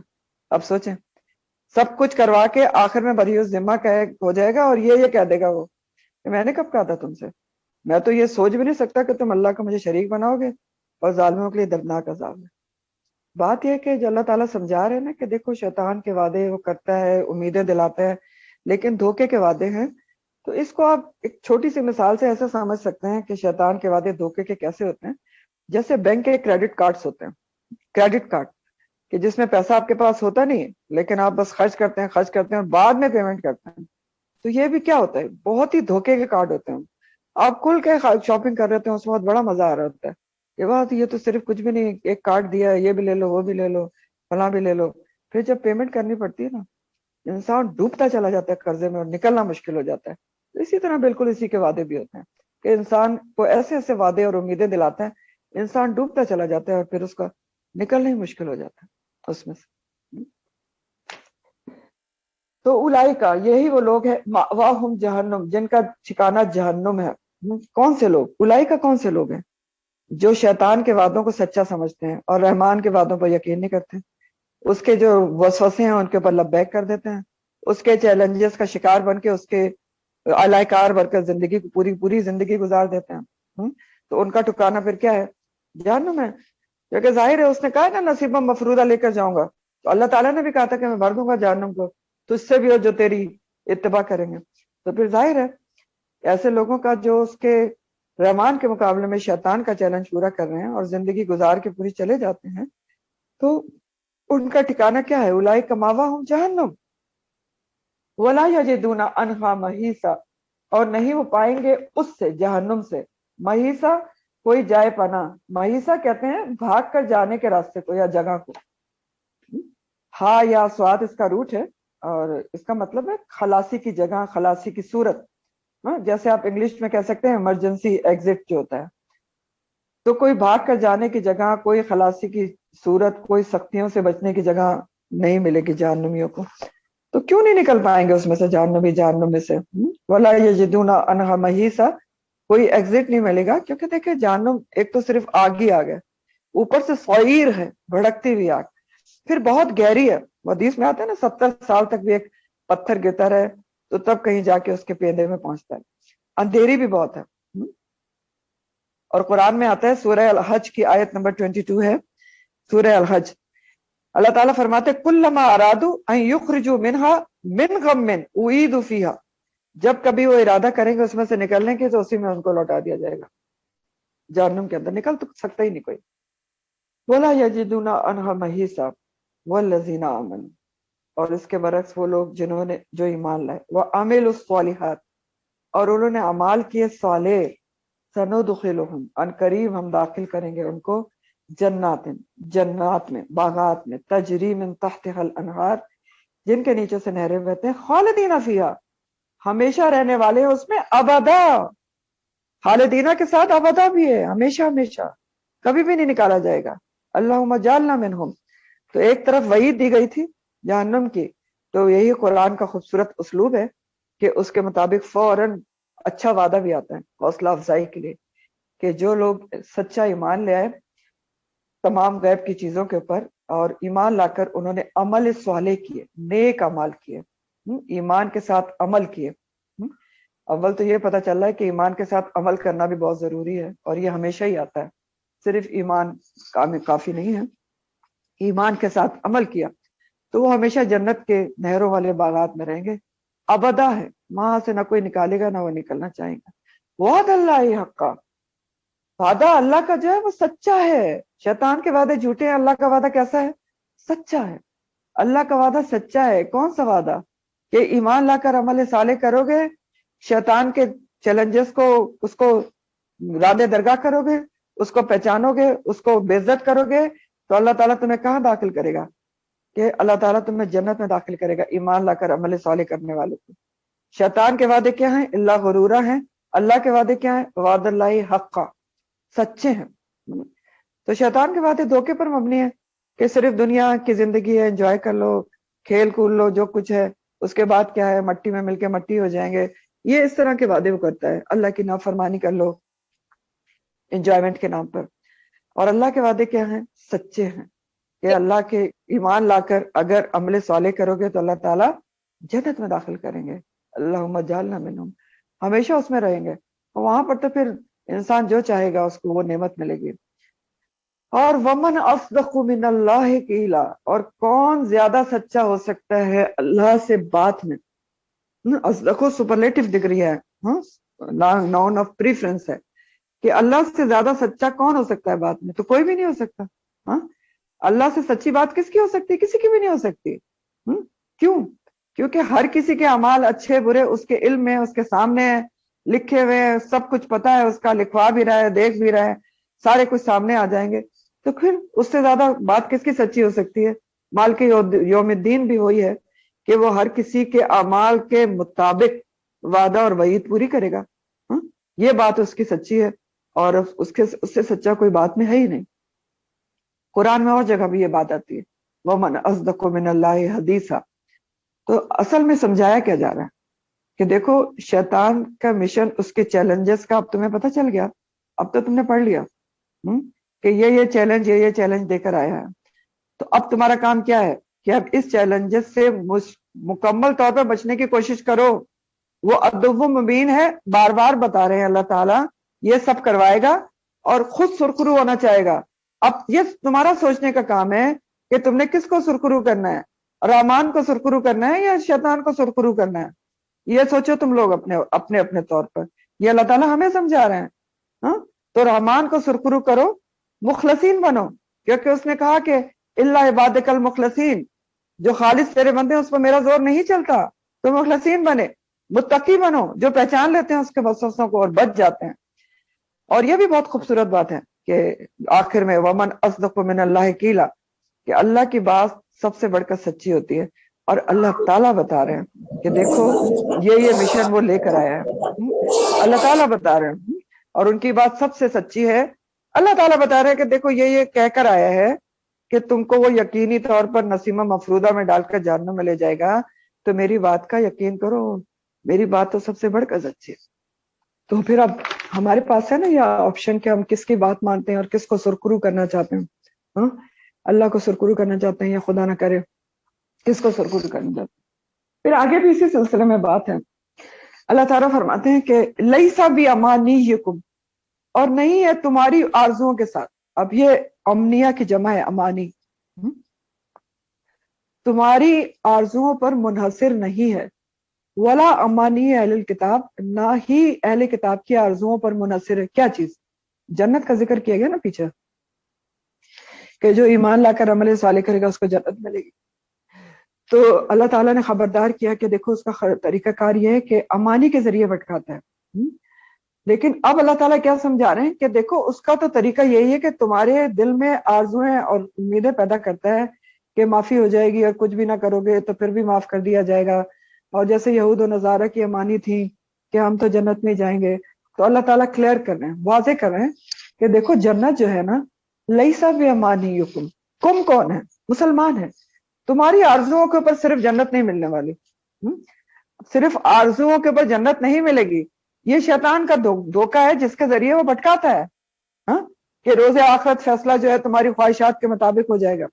تو تمہاری خواہشات کے مطابق تو نہیں ہے جنت، نہ روز آخرت کا فیصلہ تمہاری خواہشات کے اوپر ڈیپینڈ کرتا ہے، تمہاری مسلمانوں کی. لیسا بامانیکم ولا امانی اہل الکتاب، اور نہ اہل کتاب کی خواہشات کے مطابق فیصلہ ہوگا. جو روز قیامت ہے اس دن فیصلے کس کے مطابق ہوں گے؟ اعمال کے مطابق ہوں گے. اعمال کے حساب کتاب سے جو کیا جائے گا اس کے مطابق فیصلے ہوں گے. اللہ کے یہاں تمام فیصلے حقیقی بنیادوں پر ہوں گے. اب اس آیت میں یہ سمجھایا جا رہا ہے کہ اگر روز آخرت کے لیے کوئی بھی اپنے طور پر کوئی جھوٹی آرزو رکھتا ہے، امانی رکھتا ہے، تو بیکار ہے. نہ لیسا بامانیکم، نہ تمہاری امانی خواہشات کے اوپر فیصلہ ہوگا اور نہ ہی اہل کتاب کی امانی جھوٹی خواہشات کے مطابق روز آخرت جنت کا فیصلہ ہوگا. آخرت کے لیے عمل اور ایمان چاہیے، جیسے پیچھے بتا دیا. آخرت کے لیے سنجیدہ کوشش چاہیے، حقیقی کوشش چاہیے آخرت کے لیے. ٹھیک ہے؟ تو کیونکہ آخرت آپ دیکھیں، جو دنیا کی بھی کوئی چیز ہے، کوئی بھی چیز آپ دیکھ لیں، تو کیا صرف خواہش رکھنے پہ مل جاتی؟ میں خواہش رکھوں کہ مجھے اتنا بڑا محل کو تیار مل جائے، فلاں چیز مل جائے، تو صرف خواہش رکھنے میں مل جائے گی؟ نہیں ملے گی نا. آپ کو اس کے لیے ایفرٹ کرنی پڑے گی، کوششیں کرنی پڑیں گی، بھاگ دوڑ کرنی پڑے گی، قیمت بھی دینی پڑے گی، سب کچھ کرنا پڑتا ہے. تو جنت ہم کیوں سمجھتے ہیں کہ ہم صرف خواہش رکھیں گے کہ ہم جنت میں چلے جائیں اور جنت ہمیں مل جائے گی؟ وہ تو بہت ہی بڑی چیز ہے، قیمتی چیز ہے، اس کے لیے کوئی ایفرٹ نہیں کرنی پڑے گی، صرف خواہش رکھنے پہ مل جائے گی. تو ایسے تو نہیں ہو سکتا نا کہ جنت صرف خواہشات پہ مل جائے. یہی اللہ تعالیٰ یہاں بتا رہے ہیں کہ دیکھو جنت کے لیے جھوٹی خواہشات رکھنا بیکار ہے. لیسا بامانیکم ولا امانی اہل کتاب، نہ تمہاری خواہشات پر صرف جنت ملے گی، نہ اہل کتاب کی صرف خواہشات پہ جنت ملے گی. اب اہل کتاب کی امانی تو ہمیں پتہ ہے، ابھی پیچھے میں نے آپ کو بتایا کہ یہود کیا کہتے تھے اور نصارہ کیا کہتے تھے. اور مسلمانوں کی بھی چاہے امانی ہو، جھوٹی خواہشات ہو تو اس پہ بھی جنت نہیں ملے گی، اور مسلمانوں کی بھی امانی ہے، جیسے پیچھے بھی میں نے آپ کو بتایا، جو بے بنیاد خواہشات ہیں، مثلا کہ ہم تو خیرہ امت ہیں تو جنت تو ہمارے لیے بنائی گئی ہے اور تو کسی کے لیے ہے ہی نہیں۔ اب چاہے خیرہ امت والا کوئی بھی کام کرنا، ایک بھی کام بہترین امت والا نہ کر رہا ہوں جو اللہ تعالیٰ نے قرآن میں بتایا۔ اللہ تعالیٰ نے کیا بتایا آپ کو؟ آپ سورہ آل عمران پڑھ چکے ہیں نا کہ آپ خیرہ امت کیوں ہیں؟ کہ تأمرون بالمعروف وتنہون عن المنکر وتؤمنون باللہ، کہ تم نیکی کا حکم دو گے، برائی سے روکو گے اور اللہ پر ایمان لاؤ گے، تب تم خیر امت بنو گے۔ تو کام تو ایک بھی نہ کرے انسان، لیکن پھر بھی کہہ کہ جنت میں جائے گا، تو یہ کیا ہے پھر؟ امانی ہے نا۔ پھر وہی سفارش کا عقیدہ، خود کچھ بھی نہیں کریں سفارش ہو جائے گی۔ پھر بعض لوگوں نے تو صرف کچھ وظائف پڑھ کر یہ جنت اپنے لیے وقف کر لی ہے، یہ سمجھ لیا ہے۔ ایسا بھی ہوتا ہے کہ پتہ نہیں، مجھے صحیح تعداد بھی نہیں پتا کہ کتنی دفعہ کلمہ طیبہ پڑھوا لے اپنے لیے تو جنت آپ نے اپنے لیے وقف کروا لی۔ بہت اچھی بات ہے، یہ تو بڑی آسان بات ہے کہ نہ آپ حقوق اللہ ادا کریں، نہ حقوق العباد ادا کریں، اور صرف کچھ گھنٹے لگا کے اتنی دفعہ آپ کلمہ طیبہ کا ورد کرا لیں تو آپ نے جنت اپنے لیے وقف کروا لی۔ تو یہ تو جنت کا فیصلہ خود ہی کر لیا آپ نے اپنے لیے، اللہ تعالیٰ کو تو زحمت ہی نہیں دی۔ پھر اور بھی ہے، بعض لوگوں نے تو ایک بہشتی دروازہ بنا رکھا ہے کہ بس دروازے کے نیچے سے گزر جاؤ بہشت مل جائے گی۔ پھر وہی فلاں بزرگ کی جو ہے ہم نے بیعت لی ہوئی ہے تو وہ تو ہمیں لے جائیں گے جنت میں۔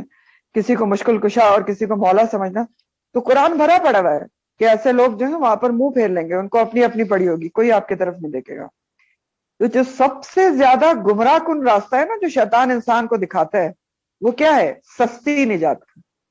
سستی نجات، سستی نجات کیا ہوتی؟ یہی کہ اتنی دفعہ یہ پڑھوا لو تو جنت مل گئی، بہشتی دروازے سے گزر جاؤ جنت مل گئی۔ تو اس آیت میں اللہ تعالیٰ نے یہی تو کیا ہے کہ ایسے تمام لوگوں کی جو گمراہ کن عقائد ہیں نا سستی نجات کے، امانی جو ہیں، ان کی تردید کر دی ہے کہ نہیں، ایسا نہیں ہے، لیس بامانیکم ولا امانی اہل کتاب۔ اور پھر آگے اللہ تعالیٰ نے جو وہاں پر قانون جزا و سزا ہے نا اس کی شقیں بتائیں کہ جنت کیسے ملے گی، اور اعمال کا فیصلہ کیسے ہوگا۔ امانی پہ تو ہے نہیں، خواہشات کے مطابق تو ہے ہی نہیں۔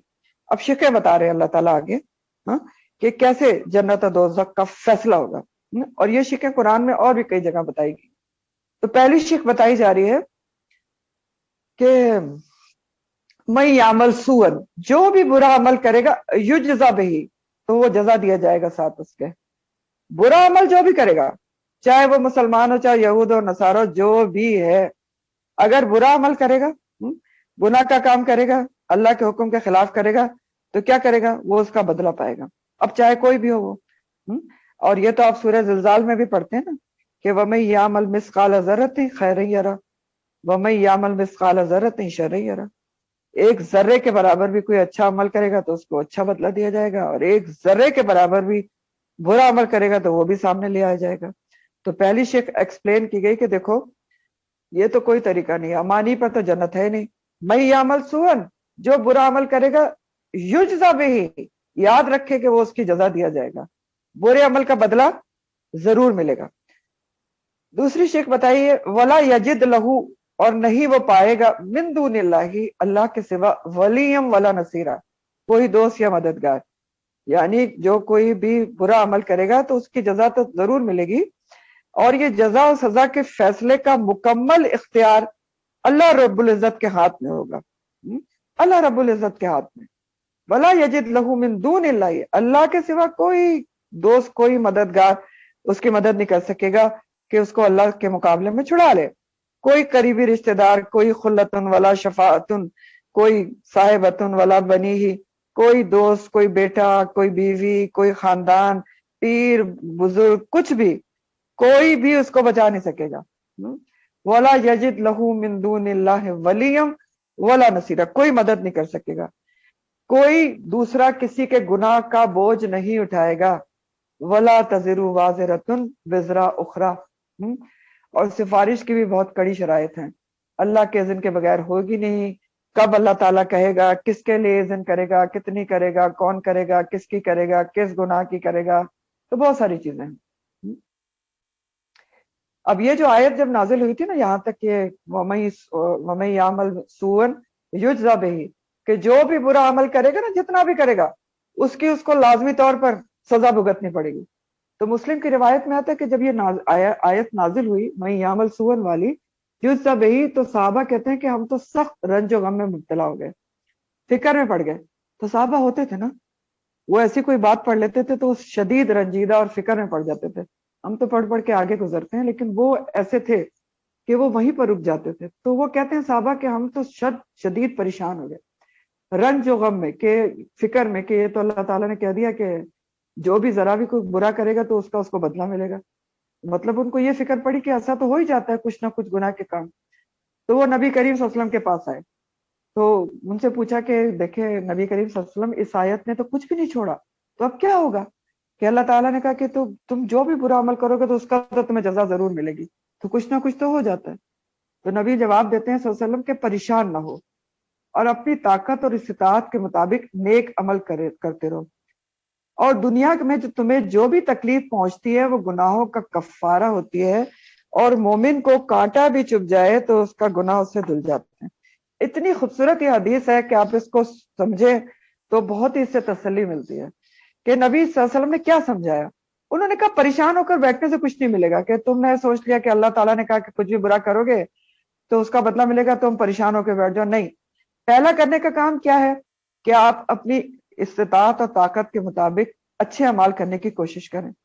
अगर कोई चीज आपसे हो भी जाती है गलती से, क्योंकि इंसान है, तो याद रखें अल्लाह ताला ने एक निजाम बनाया है कि इंसान को दुनिया में कोई तकलीफ पहुंचती है, कोई बीमारी पहुंचती है, कोई जहनी तकलीफ पहुंचती है, इल्ला के कांटा भी चुभता है, तो वो उसके गुनाहों का कफ्फारा बन जाती है।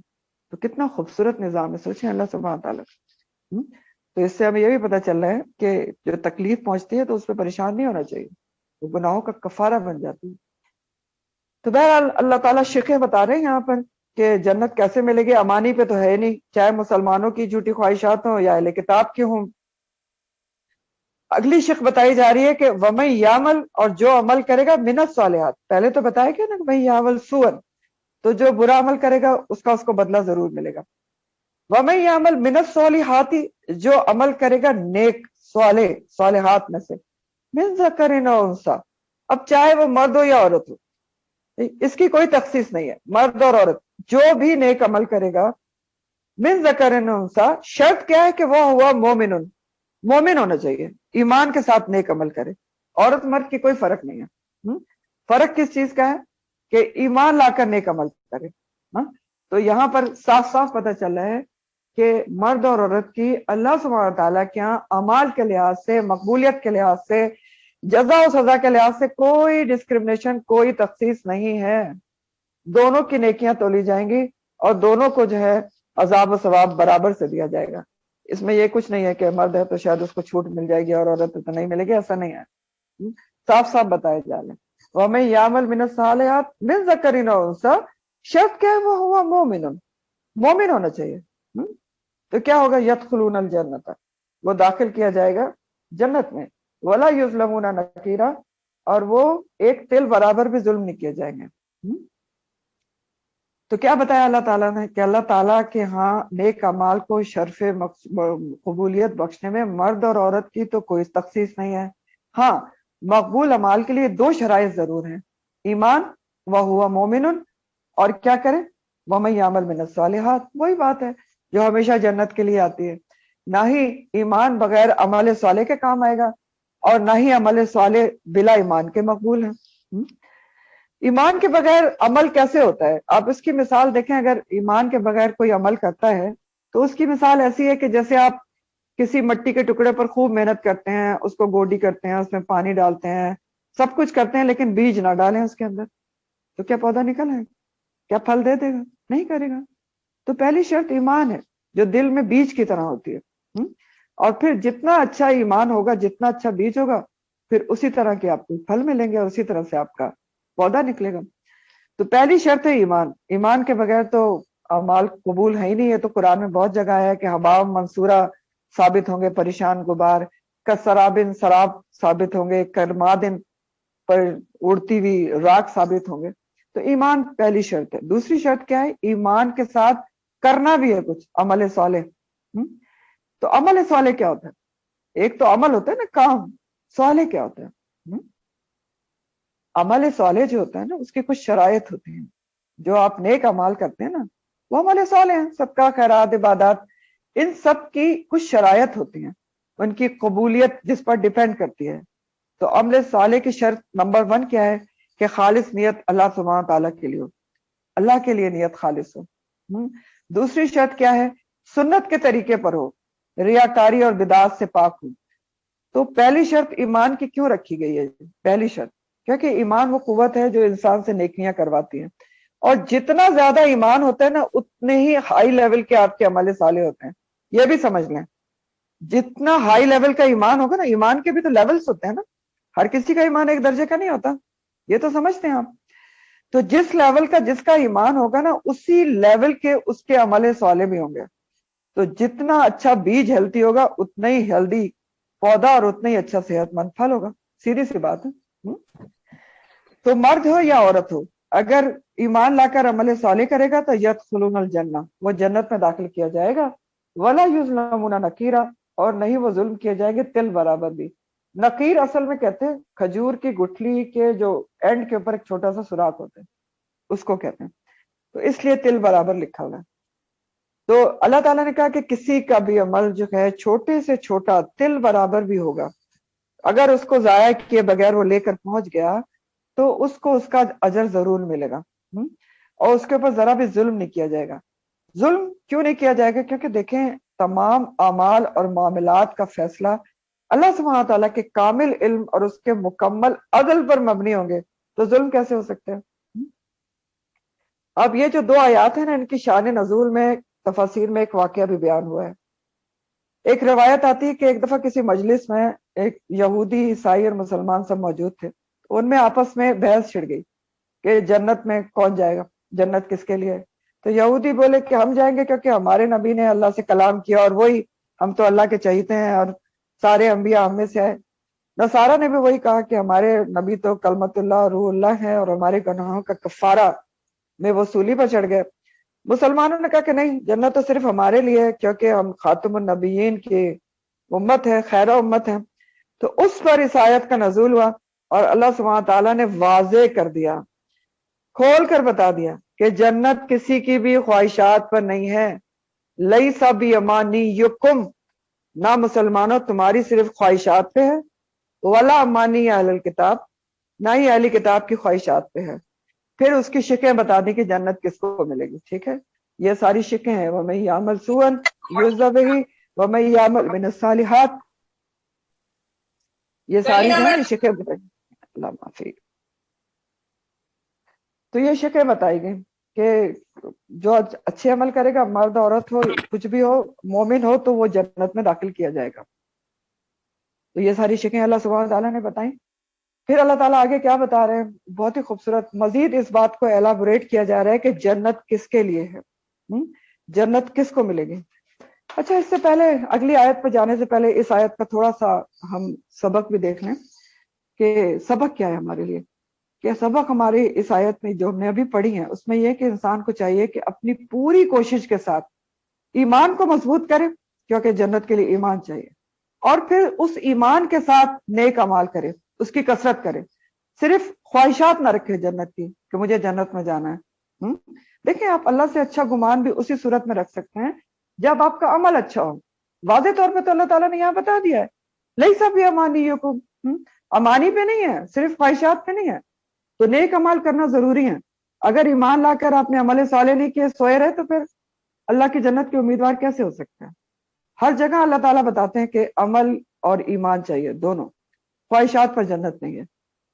تو سمجھنے کی بات یہ کہ دنیا امتحان گاہ ہے، اس کو امتحان سمجھنا چاہیے. اور جس طرح ہر امتحان کا رزلٹ ضرور نکلتا ہے نا، اسی طرح ہمارا بھی جو ہم زندگی گزار رہے ہیں نا دنیا میں، اس کا رزلٹ کب نکلے گا؟ روز قیامت نکلے گا، جو اللہ تعالیٰ کے عدل پر مبنی ہوگا. اور یہ اللہ تعالیٰ نے سب بتایا ہے اسی آیات میں. اور ہر چھوٹی سے چھوٹی برائی ذرہ برابر نیکی کا بھی اجر ضرور دیا جائے گا، کسی پر ظلم نہیں کیا جائے گا. تو کرنے کا کام کیا ہے کہ ہر روز انسان کو اپنا محاسبہ کرنا چاہیے کہ میں نے آج کتنے نیک کام کیے اور خدا نہ کرے کتنے جو ہیں برے کام کیے ہیں. توبہ استغفار کا معمول بنانا چاہیے. اور سب سے بڑھ کر یہ کہ زندگی کے مقصد کو یاد رکھنا چاہیے کہ ہمیں خیر امت کیوں بنایا گیا ہے، ایکم احسن عملا، اس کو یاد رکھنا چاہیے، کیونکہ سب سے زیادہ شیطان یہی کرواتا ہے کہ آپ کو زندگی کا مقصد یاد ہی نہیں آنے دیتا کہ زندگی کا مقصد کیا ہے۔ تو بہرحال اگلی آیت اور بھی خوبصورت ہے، ومن احسن دینا، اور کون سب سے زیادہ اچھا ہے، کس لحاظ سے؟ دینن، دین کے لحاظ سے۔ دین میں سب سے زیادہ اچھا کون ہے، بہترین کون ہے؟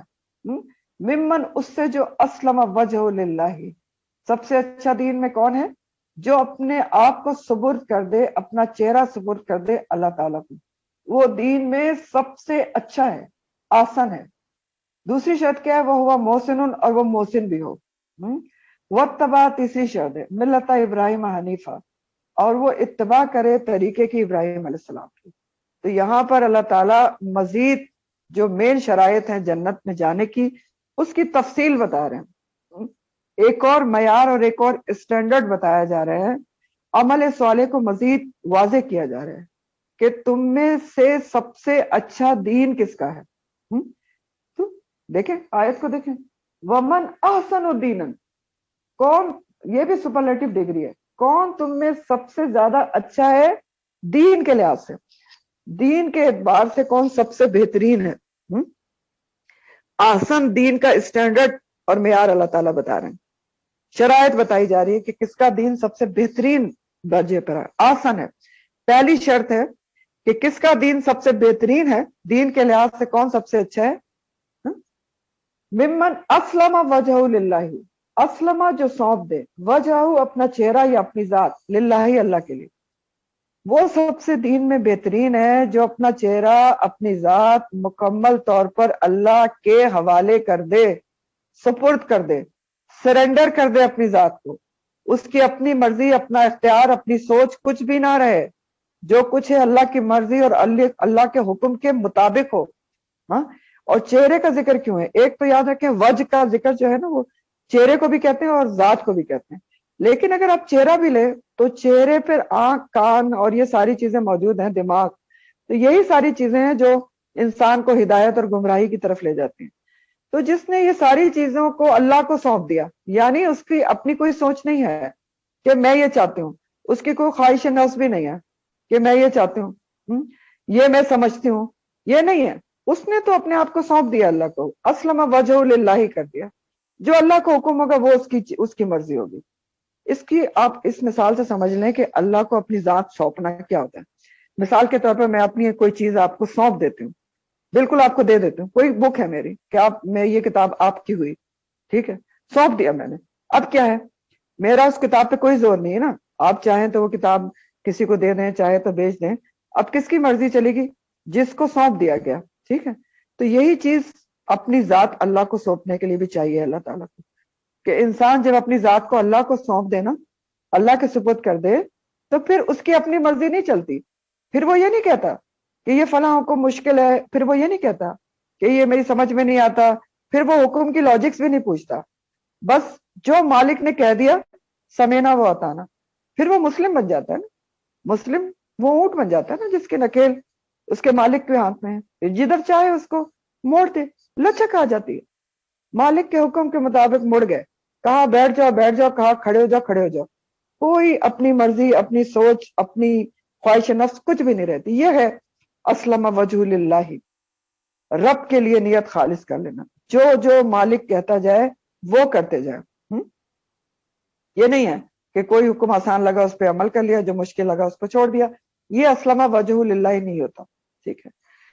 تو پہلی شرط اللہ تعالیٰ نے بتائی کہ سب سے اچھا دین کس کا ہے، بہترین، جو اپنی ذات اللہ کے حوالے کرتے۔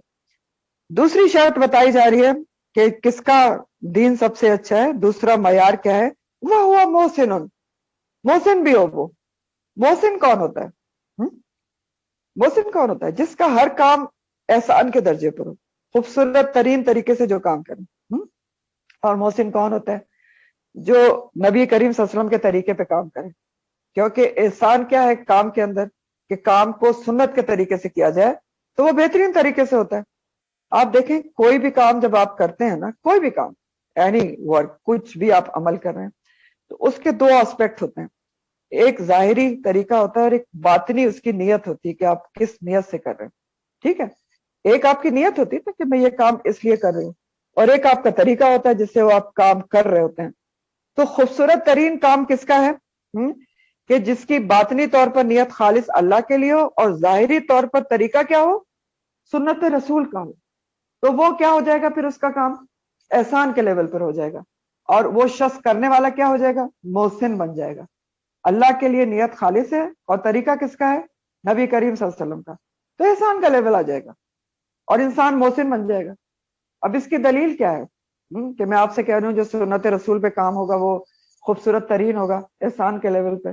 دلیل یہ ہے کہ اللہ تعالیٰ قرآن میں فرماتے ہیں لَقَدْ كَانَ لَكُمْ فِي رَسُولِ اللَّهِ أُسْوَةٌ حَسَنَةٌ, بے شک تمہارے لیے رسول اللہ صلی اللہ علیہ وسلم کے عمل میں, ان کے طریقے میں جو ہے بہترین طریقہ ہے. ٹھیک ہے, تو وہ ہوا محسن. پھر محسن کون ہو گیا؟ جو اللہ کے حکم کے مطابق کام کرے اور طریقہ کیا ہو؟ سنت رسول کا ہو. تو اس کا ہر کام پھر احسان کے لیول کے اوپر ہوگا. تو اس سے ہمیں کیا بات سمجھ میں آتی کہ ہر کام, خاص طور پر دین کے کاموں میں جہاں سنت سے اور قرآن سے رہنمائی موجود ہے, تو ہماری کوشش یہ ہونا چاہیے کہ سنت کے مطابق ہم کام کریں. مثلاً عبادات ہیں, مثلاً نماز ہے, حج ہے, اور بھی جو بھی طریقے ہیں, اور بھی نکاح ہے, وہ بھی تو دین کا طریقہ ہے نا, قرآن کا حکم ہے اور نبی کریم صلی اللہ علیہ وسلم کی سنت ہے. تو اس میں بھی سنت کے طریقے اپنانا, نکاح میں, مرنے کے وقت, یہ سب کیا ہے؟ سنت کے طریقے پر ہوگا تو آپ محسن ہوں گے. سنت کے طریقے پہ کام کرنا احسان ہے اور انسان محسن بن جاتا ہے. اور عبادات میں تو ویسے بھی احسان کا طریقہ حدیث جبرائیل میں کیا بتایا تھا؟ نبی کریم صلی اللہ علیہ وسلم نے جبرائیل علیہ السلام کو کہ آپ اللہ کی عبادت ایسے کرو کہ گویا تم اللہ کو دیکھ رہے ہو, یا کم از کم یہ تو ضرور سوچو کہ اللہ تو تمہیں دیکھ رہا ہے. تو بات یہ ہے کہ اگر روز مرہ کے کام بھی ہم نبی کریم صلی اللہ علیہ وسلم کے طریقے پر کریں, کھانا پینا اور سونا اٹھنا, نکاح, مرنا, جینا, سب کچھ للہ اور نبی کریم صلی اللہ علیہ وسلم کے طریقے سے کرتے ہیں, تو پھر کیا ہوگا؟ ہمارا ہر کام جو ہے وہ عبادت بن جائے گا اور ہمارا دین احسان کے لیول پر آئے گا, بہترین لیول کے پر آ جائے گا. پھر تیسری شرط اللہ تعالیٰ بتا رہے کہ کون دین میں سب سے اچھا ہے. اس تیسری شرط کیا ہے؟ کہ وَاتَّبَعَ مِلَّةَ إِبْرَاهِيمَ حنیفہ, اور وہ اتباع کرے, پیروی کرے طریقے کی ابراہیم علیہ السلام کی یکسو ہو کر. ملت کس کو کہتے ہیں؟ ملت کہتے ہیں اس نظام کو جو ایک نبی احکام الہی کے روشنی میں اپنی امت کے لوگوں پر قائم کرتا ہے. ٹھیک ہے, تو اس کو ملت کہا جاتا ہے. تو ملت اصل میں دین الہی کے وہ احکامات ہیں جو آدم علیہ السلام سے لے کر نبی کریم صلی اللہ علیہ وسلم تک ایک ہی رہے. تو تیسری شرط اللہ سبحانہ تعالیٰ بتا رہے ہیں کہ ایک سب سے بہترین دین کے لحاظ سے کون ہے؟ جو ملت ابراہیم کی, ابراہیم علیہ السلام کے طریقے کی پیروی کرے. اب یہ کیوں کہا جا رہا ہے کہ ابراہیم علیہ السلام کے طریقے کی پیروی کرے؟ اس لیے کہا جا رہا ہے کہ ابراہیم علیہ السلام میں وہ ساری خصوصیات موجود تھی جو بہترین دین والے کے اندر موجود ہونا چاہیے. مخلص تھے, محسن تھے, حنیفن تھے, یکسو تھے. حنیف کون ہوتا ہے؟ اللہ تعالیٰ کہہ رہے ہیں نا کہ تیسری شرط یہ ہے, بہترین دین کی نشانی ہے تیسری شرط کہ وہ ابراہیم علیہ السلام کے طریقے کی پیروی کرے, یکسو ہو کر, یا جو یکسو تھے, دونوں معنی ہیں اس کے. ان کے جیسے وہ یکسو تھے ویسے ہی یکسو ہو جائے اور یکسو ہو کر ان کے طریقے کی پیروی کرے. تو حنیف کون ہوتا ہے؟ یکسو کون ہوتا ہے؟ اللہ تعالیٰ کہہ رہے ہیں نا ان کی طرح یکسو ہو جاؤ, ملت ابراہیم علیہ السلام کے طریقے کی طرح, تو تمہارا دین ٹاپ پہ آ جائے گا. تو حنیف کا مطلب کیا ہوتے ہیں آپ پڑھ تو چکے ہیں. یکسو کون ہوتا ہے؟ جو پوری کائنات سے کٹ کر اللہ کا بن جائے, پوری یکسوئی اور شرائع صدر سے اللہ کی فرما برداری کرنے والا جو ہوتا ہے وہ ہوتا ہے حنیف. ٹھیک ہے, یعنی ون ڈائریکشنل, یونی ڈائریکشنل, جس کا دھیان صرف اللہ کی طرف ہو, اللہ کی رضامندی جس کو چاہیے اور کسی کی نہیں ہے, تو وہ ہوتا ہے حنیف. تو تیسری شرط اللہ تعالیٰ بتا رہے ہیں کہ جو پیروی کرے ابراہیم علیہ السلام کی طریقے کی, کیونکہ ابراہیم علیہ السلام میں وہ ساری کوالٹیز تھیں جو بہترین دین والے کی ہوتی ہیں. اللہ تعالیٰ نے ان سے کہا اسلم, پڑھ چکے ہیں ہم. اللہ تعالیٰ نے کہا اسلم, انہوں نے ایک سیکنڈ نہیں لگایا, انہوں نے کیا جواب دیا تھا؟ انہوں نے کہا اسلم تو رب العالمین. اللہ تعالیٰ تو نے کہا سپورٹ کرو, میں نے کر دیا, اپنی ذات کو رب العالمین کے حوالے کر دیا. सौंप दिया, और सिर्फ कहा नहीं, उन्होंने करके दिखाया। क्या क्या किया? नमरूद का इनकार किया, आबा के तरीके बुत परस्ती से टकरा गए, खालिस तौहीद पे थे, इतने शिरकिया माहौल में आग में कूद पड़े, बीवी बच्चों को रेगिस्तान में छोड़ दिया, बेटा कुर्बान करने पर तैयार हो गए। तो सही मानों में उन्होंने असलम तो लिरब्बिल आलमीन वो करते चले गए, कि जो अल्लाह ताला ने कहा वो करते चले गए। उन्होंने कहा था ना कि मैंने सौंप दिया, तो उन्होंने सौंप दिया। फिर उन्होंने ये थोड़ी किया कि या अल्लाह तेरा ये हुक्म आसान है तो मैंने असलम तो लिरब्बिल आलमीन कर लिया, ये तो बहुत मुश्किल है, नफ्स पर भारी है तो मैं छोड़ रही हूँ। ये नहीं किया उन्होंने। वो जो जो हुक्म अल्लाह ताला मुश्किल से मुश्किल देते गए वो उस पर अमल करते गए, असलम तो लिरब्बिल आलमीन। तो नतीजा क्या हुआ? रिजल्ट क्या हुआ? रिजल्ट ये निकला कि वत्तखज़ल्लाहु इब्राहीम खलीला, कि अल्लाह सुब्हानहू व तआला ने इब्राहिम को खलील बना लिया।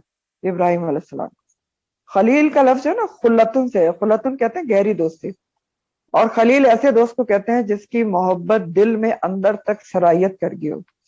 और ये जो खलील बनाने की बात है ना, ये दो तरफा होती है।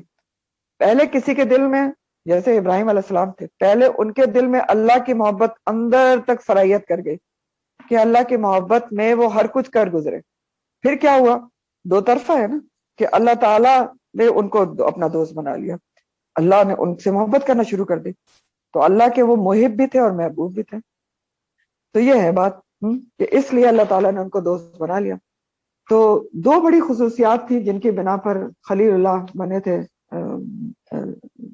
ये जो थे, तीन बड़ी खुसूसियात थी बल्कि, जिनकी बिना पर इब्राहिम अलैहिस्सलाम को अल्लाह ने दोस्त बनाया, कि उन्होंने मुकम्मल तौर पे अस्लमा वजहू लिल्लाह कर दिया था। ठीक है, मोहसिन भी थे, हर काम जो है वो अल्लाह के तरीके पर करते थे, और हनीफ थे, यकसू थे। हर वक्त उनका ध्यान किसकी तरफ होता था? सिर्फ अल्लाह सुब्हानहू ताला के हुक्म की तरफ होता था। अच्छा, अब आप सोच रहे होंगे कि नबी करीम सल्लल्लाहु अलैहि वसल्लम को भी तो अल्लाह ताला ने क्यों नहीं खलील बनाया? तो बनाया था। और नबी करीम सल्लल्लाहु अलैहि वसल्लम भी अल्लाह के खलील थे, और बहुत बड़े खलील थे। मुस्लिम की हदीस का मफहूम है, नबी करीम सल्लल्लाहु अलैहि वसल्लम ने फरमाया, बेशक अल्लाह ताला ने मुझे अपना खलील बना लिया जैसे इब्राहिम अलैहिस्सलाम को अपना खलील बनाया था। ठीक, ये हदीस के अल्फाज हैं। और वैसे भी आप देखें, पीछे आप पढ़ चुके हैं कि अल्लाह ताला ने फरमाया था कि इब्राहिम अलैहिस्सलाम के तरीके के सबसे करीब कौन है? हाज़र नबी, ये नबी और उनके मानने वाले। ठीक है, तो असल में इब्राहिम अलैहिस्सलाम का तरीका क्या है? जो नबी करीम सल्लल्लाहु अलैहि वसल्लम का तरीका है। ठीक है, इसलिए अल्लाह ताला कह रहे हैं कि जिन्होंने इब्राहिम अलैहिस्सलाम के तरीके की पैरवी की। और फिर इब्राहिम अलैहिस्सलाम की मिसाल मैंने बताया ना, इस वजह से दी गई है कि उन्होंने सब कुछ कर दिया, जो अल्लाह ने कहा उन्होंने कुर्बान कर दिया। ठीक है, अल्लाह ताला कुरान में कहते हैं ना कि वह इब्राहिम अल्लज़ी वफ़ा, इब्राहिम अलैहिस्सलाम ने वफा का सबूत दे दिया पूरा पूरा। तो खुलासा आयत का यह है कि अल्लाह सुब्हानहू ताला झूठी उम्मीदें रखने वालों को, जो जन्नत की सिर्फ उम्मीद रखते हैं, उनको तरीके बताए हैं अल्लाह ताला ने, कि सिर्फ उम्मीद पर जन्नत नहीं है, किसी की भी अमानी पर नहीं है, उसके लिए तरीके हैं, उसके लिए आपको कुछ करना पड़ेगा। सबसे पहले ईमान है, ईमान लाकर अमल में इखलास और नियत की फिर पैरवी, सुन्नत की पैरवी। ठीक है, ईमान फिर अमल साले, अमल साले यानी अमल में इखलास और सुन्नत की पैरवी, और इब्राहिम अलैहिस्सलाम के तरीके की पैरवी, जो नबी करीम सल्लल्लाहु अलैहि वसल्लम का तरीका भी था। तो बहुत ही अहम आयत है ये, आयात है बल्कि, और बहुत ही अमल में लाने वाली आयत है ये, और उसूल बनाने वाली आयत है, कि जिसके भी दिल में जन्नत में जाने की ख्वाहिश है, और हम में से कौन है जिसके दिल में जन्नत में जाने की ख्वाहिश नहीं है? तो उसको सिर्फ ख्वाहिश नहीं रखनी है, उसको कुछ काम करने हैं, जो अल्लाह ताला ने बताए हैं। सबसे पहले अपना आप अल्लाह ताला को सौंपने की कोशिश करनी है, सौंपने की। देखे ना, कोई अपनी ख्वाहिश नफ्स नहीं है, मेरे दिल की कोई ख्वाहिश नहीं है, मेरी कोई सोच भी नहीं है, मेरी कोई अकल भी नहीं है। जो कुछ है वो क्या है? अल्लाह का हुक्म है, ये है सौंपना। तो ये करेंगे तो जन्नत है। ठीक है, अगर हम अपनी ख्वाहिश नफ्स पे चलते रहेंगे तो फिर तो हम, जो अल्लाह ताला ने खबरदार किया ना, ट्रैप होते रहेंगे उसके जो डिफरेंट मंसूबे हैं उसमें। तो ख्वाहिश नफ्स को कंट्रोल करना और लोगों का डर दिल से निकाल कर अल्लाह को अपनी जात सौंपना, ये सिर्फ कहने की बातें नहीं है, और ये सिर्फ लिखने की और सुनने की बातें भी नहीं है, ये प्रैक्टिकली अमल करने की बात है। इसको सोचें, अगली दफा हम डिस्कस करें कि हम ये कैसे करते हैं, और हम करते भी हैं कि या नहीं करते हैं। अपनी जात अल्लाह के सुपुर्द करने का मतलब यह है कि मैं किसी और की नहीं, मानती, किसी और की नहीं सुनती, सिर्फ अल्लाह के कहने पे चलती हूँ, सीधी सी बात है। ना दिल के कहने पे, ना किसी और के कहने पे, ना मैं किसी से डरती हूँ, ना मैं किसी की मानती हूँ। किसकी मानती हूँ? अल्लाह की मानती हूँ। ये है अस्लमा वजहु लिल्लाहि। फिर है मोहसिन, सुन्नत रसूल के मुताबिक काम करना, अपने तरीके से नहीं करना, सुने सुनाए तरीके से भी नहीं करना, नबी करीम सल्लल्लाहु अलैहि वसल्लम के तरीके से काम करना ताकि मकबूल हो। अमल साले की मेन शर्त है। और तीसरी बात है यकसू, इब्राहिम अलैहिस्सलाम की तरह यकसू हो जाना, इब्राहिम अलैहिस्सलाम का तरीका अपनाना। अल्लाह ताला ने यही कहा है ना कि इब्राहिम अलैहिस्सलाम का तरीका, तो इब्राहिम अलैहिस्सलाम का तरीका क्या था? अभी बताया ना आपको कि इब्राहिम अल्लज़ी वफ़ा, मुकम्मल वफादारी का तरीका था और मुकम्मल यकसुई थी, यूनी डायरेक्शनल, वन डायरेक्शनल थे। एक अल्लाह की तरफ उनका ध्यान था और सिर्फ अल्लाह की रजा का ख्याल था, लोगों की रजा का ख्याल नहीं था। तो आप देखें, हम सबसे पहले यही नहीं कर पाते, हम यकसुई नहीं हो पाते। अस्लमा वजहु लिल्लाहि, तो फिर आगे की बात आती है ना, हम पहले अल्लाह की तरफ मुकम्मल यकसुई नहीं हो पाते। अल्लाह की रजा तो हमें याद ही नहीं रहती। सोच के देखें, उसकी खुशनुदी, उसकी खुशनुदी, वो खुश हो जाए, वो नाराज ना हो, बच्चा नाराज ना हो, शौहर नाराज ना हो, वो रिश्तेदार नाराज ना हो जाए, हमारी नाक ना कट जाए, अल्लाह की रजा सबसे पीछे, कहीं आखिर में शायद वो किसी को याद आ जाती हो तो आ जाती हो। तो सबसे पहले तो हम यकसू ही नहीं हो पाते।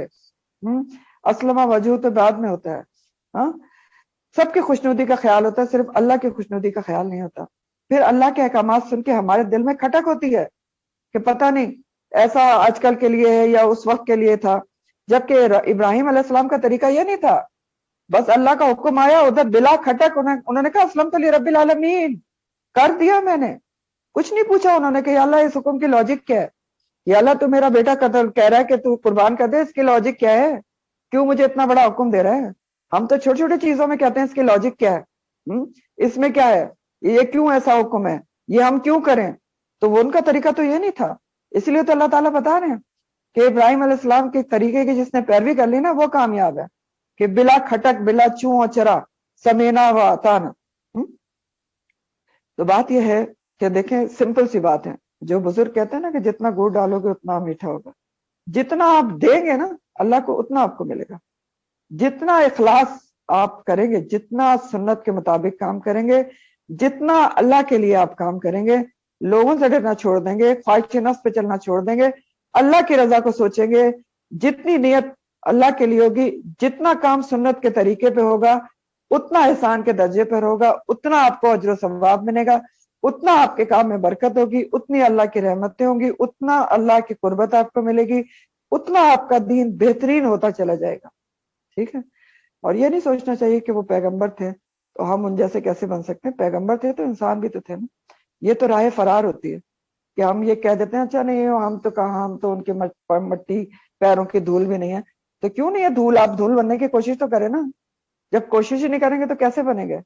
हाँ, तलब और तड़प तो रखना चाहिए ना कि हम उन जैसी सिफात अपने अंदर पैदा करें, फिर फायदा क्या होगा। अल्लाह ताला दोस्त भी बना सकते हैं ना। वलिल्लाहि मा फिस समावाति व मा फिल अर्द, और अल्लाह के लिए जो कुछ भी आसमान में जमीन में है। वकान अल्लाह बिकुल्लि शै मुहीता, और अल्लाह ताला हर चीज का अहाता किए हुए। ये क्यों कहा गया एंड में कि हर चीज जो है अल्लाह की कब्जे कुदरत में है, जमीन या आसमान जो भी है उसका मालिक वही है और हर चीज का उसने अहाता किया हुआ है, वो हर चीज जानता है। खुशकी में या तरी में एक पत्ता भी गिरे तो उसको मालूम होता है। तो सोचे ना, ये आयत क्यों आई है पिछली आयत के बाद। सोचने की बात है ना, तदब्बुर की, कि अब इसकी क्या जरूरत थी यहाँ पर लाने की। बताएं, सोचें। मतलब यह है, ये इसलिए आया है कि आपको पिछली आयत में कानून जजा और सजा बताया गया, एहसान अमल की शराइत बताई गई, जन्नत में जाने का तरीका बताया गया। अब यह याद दिलाया जा रहा है कि हर चीज बशमूल इंसान और उसके अमाल अल्लाह ताला के अहाता इल्म में है। हर चीज उसके काबू में है।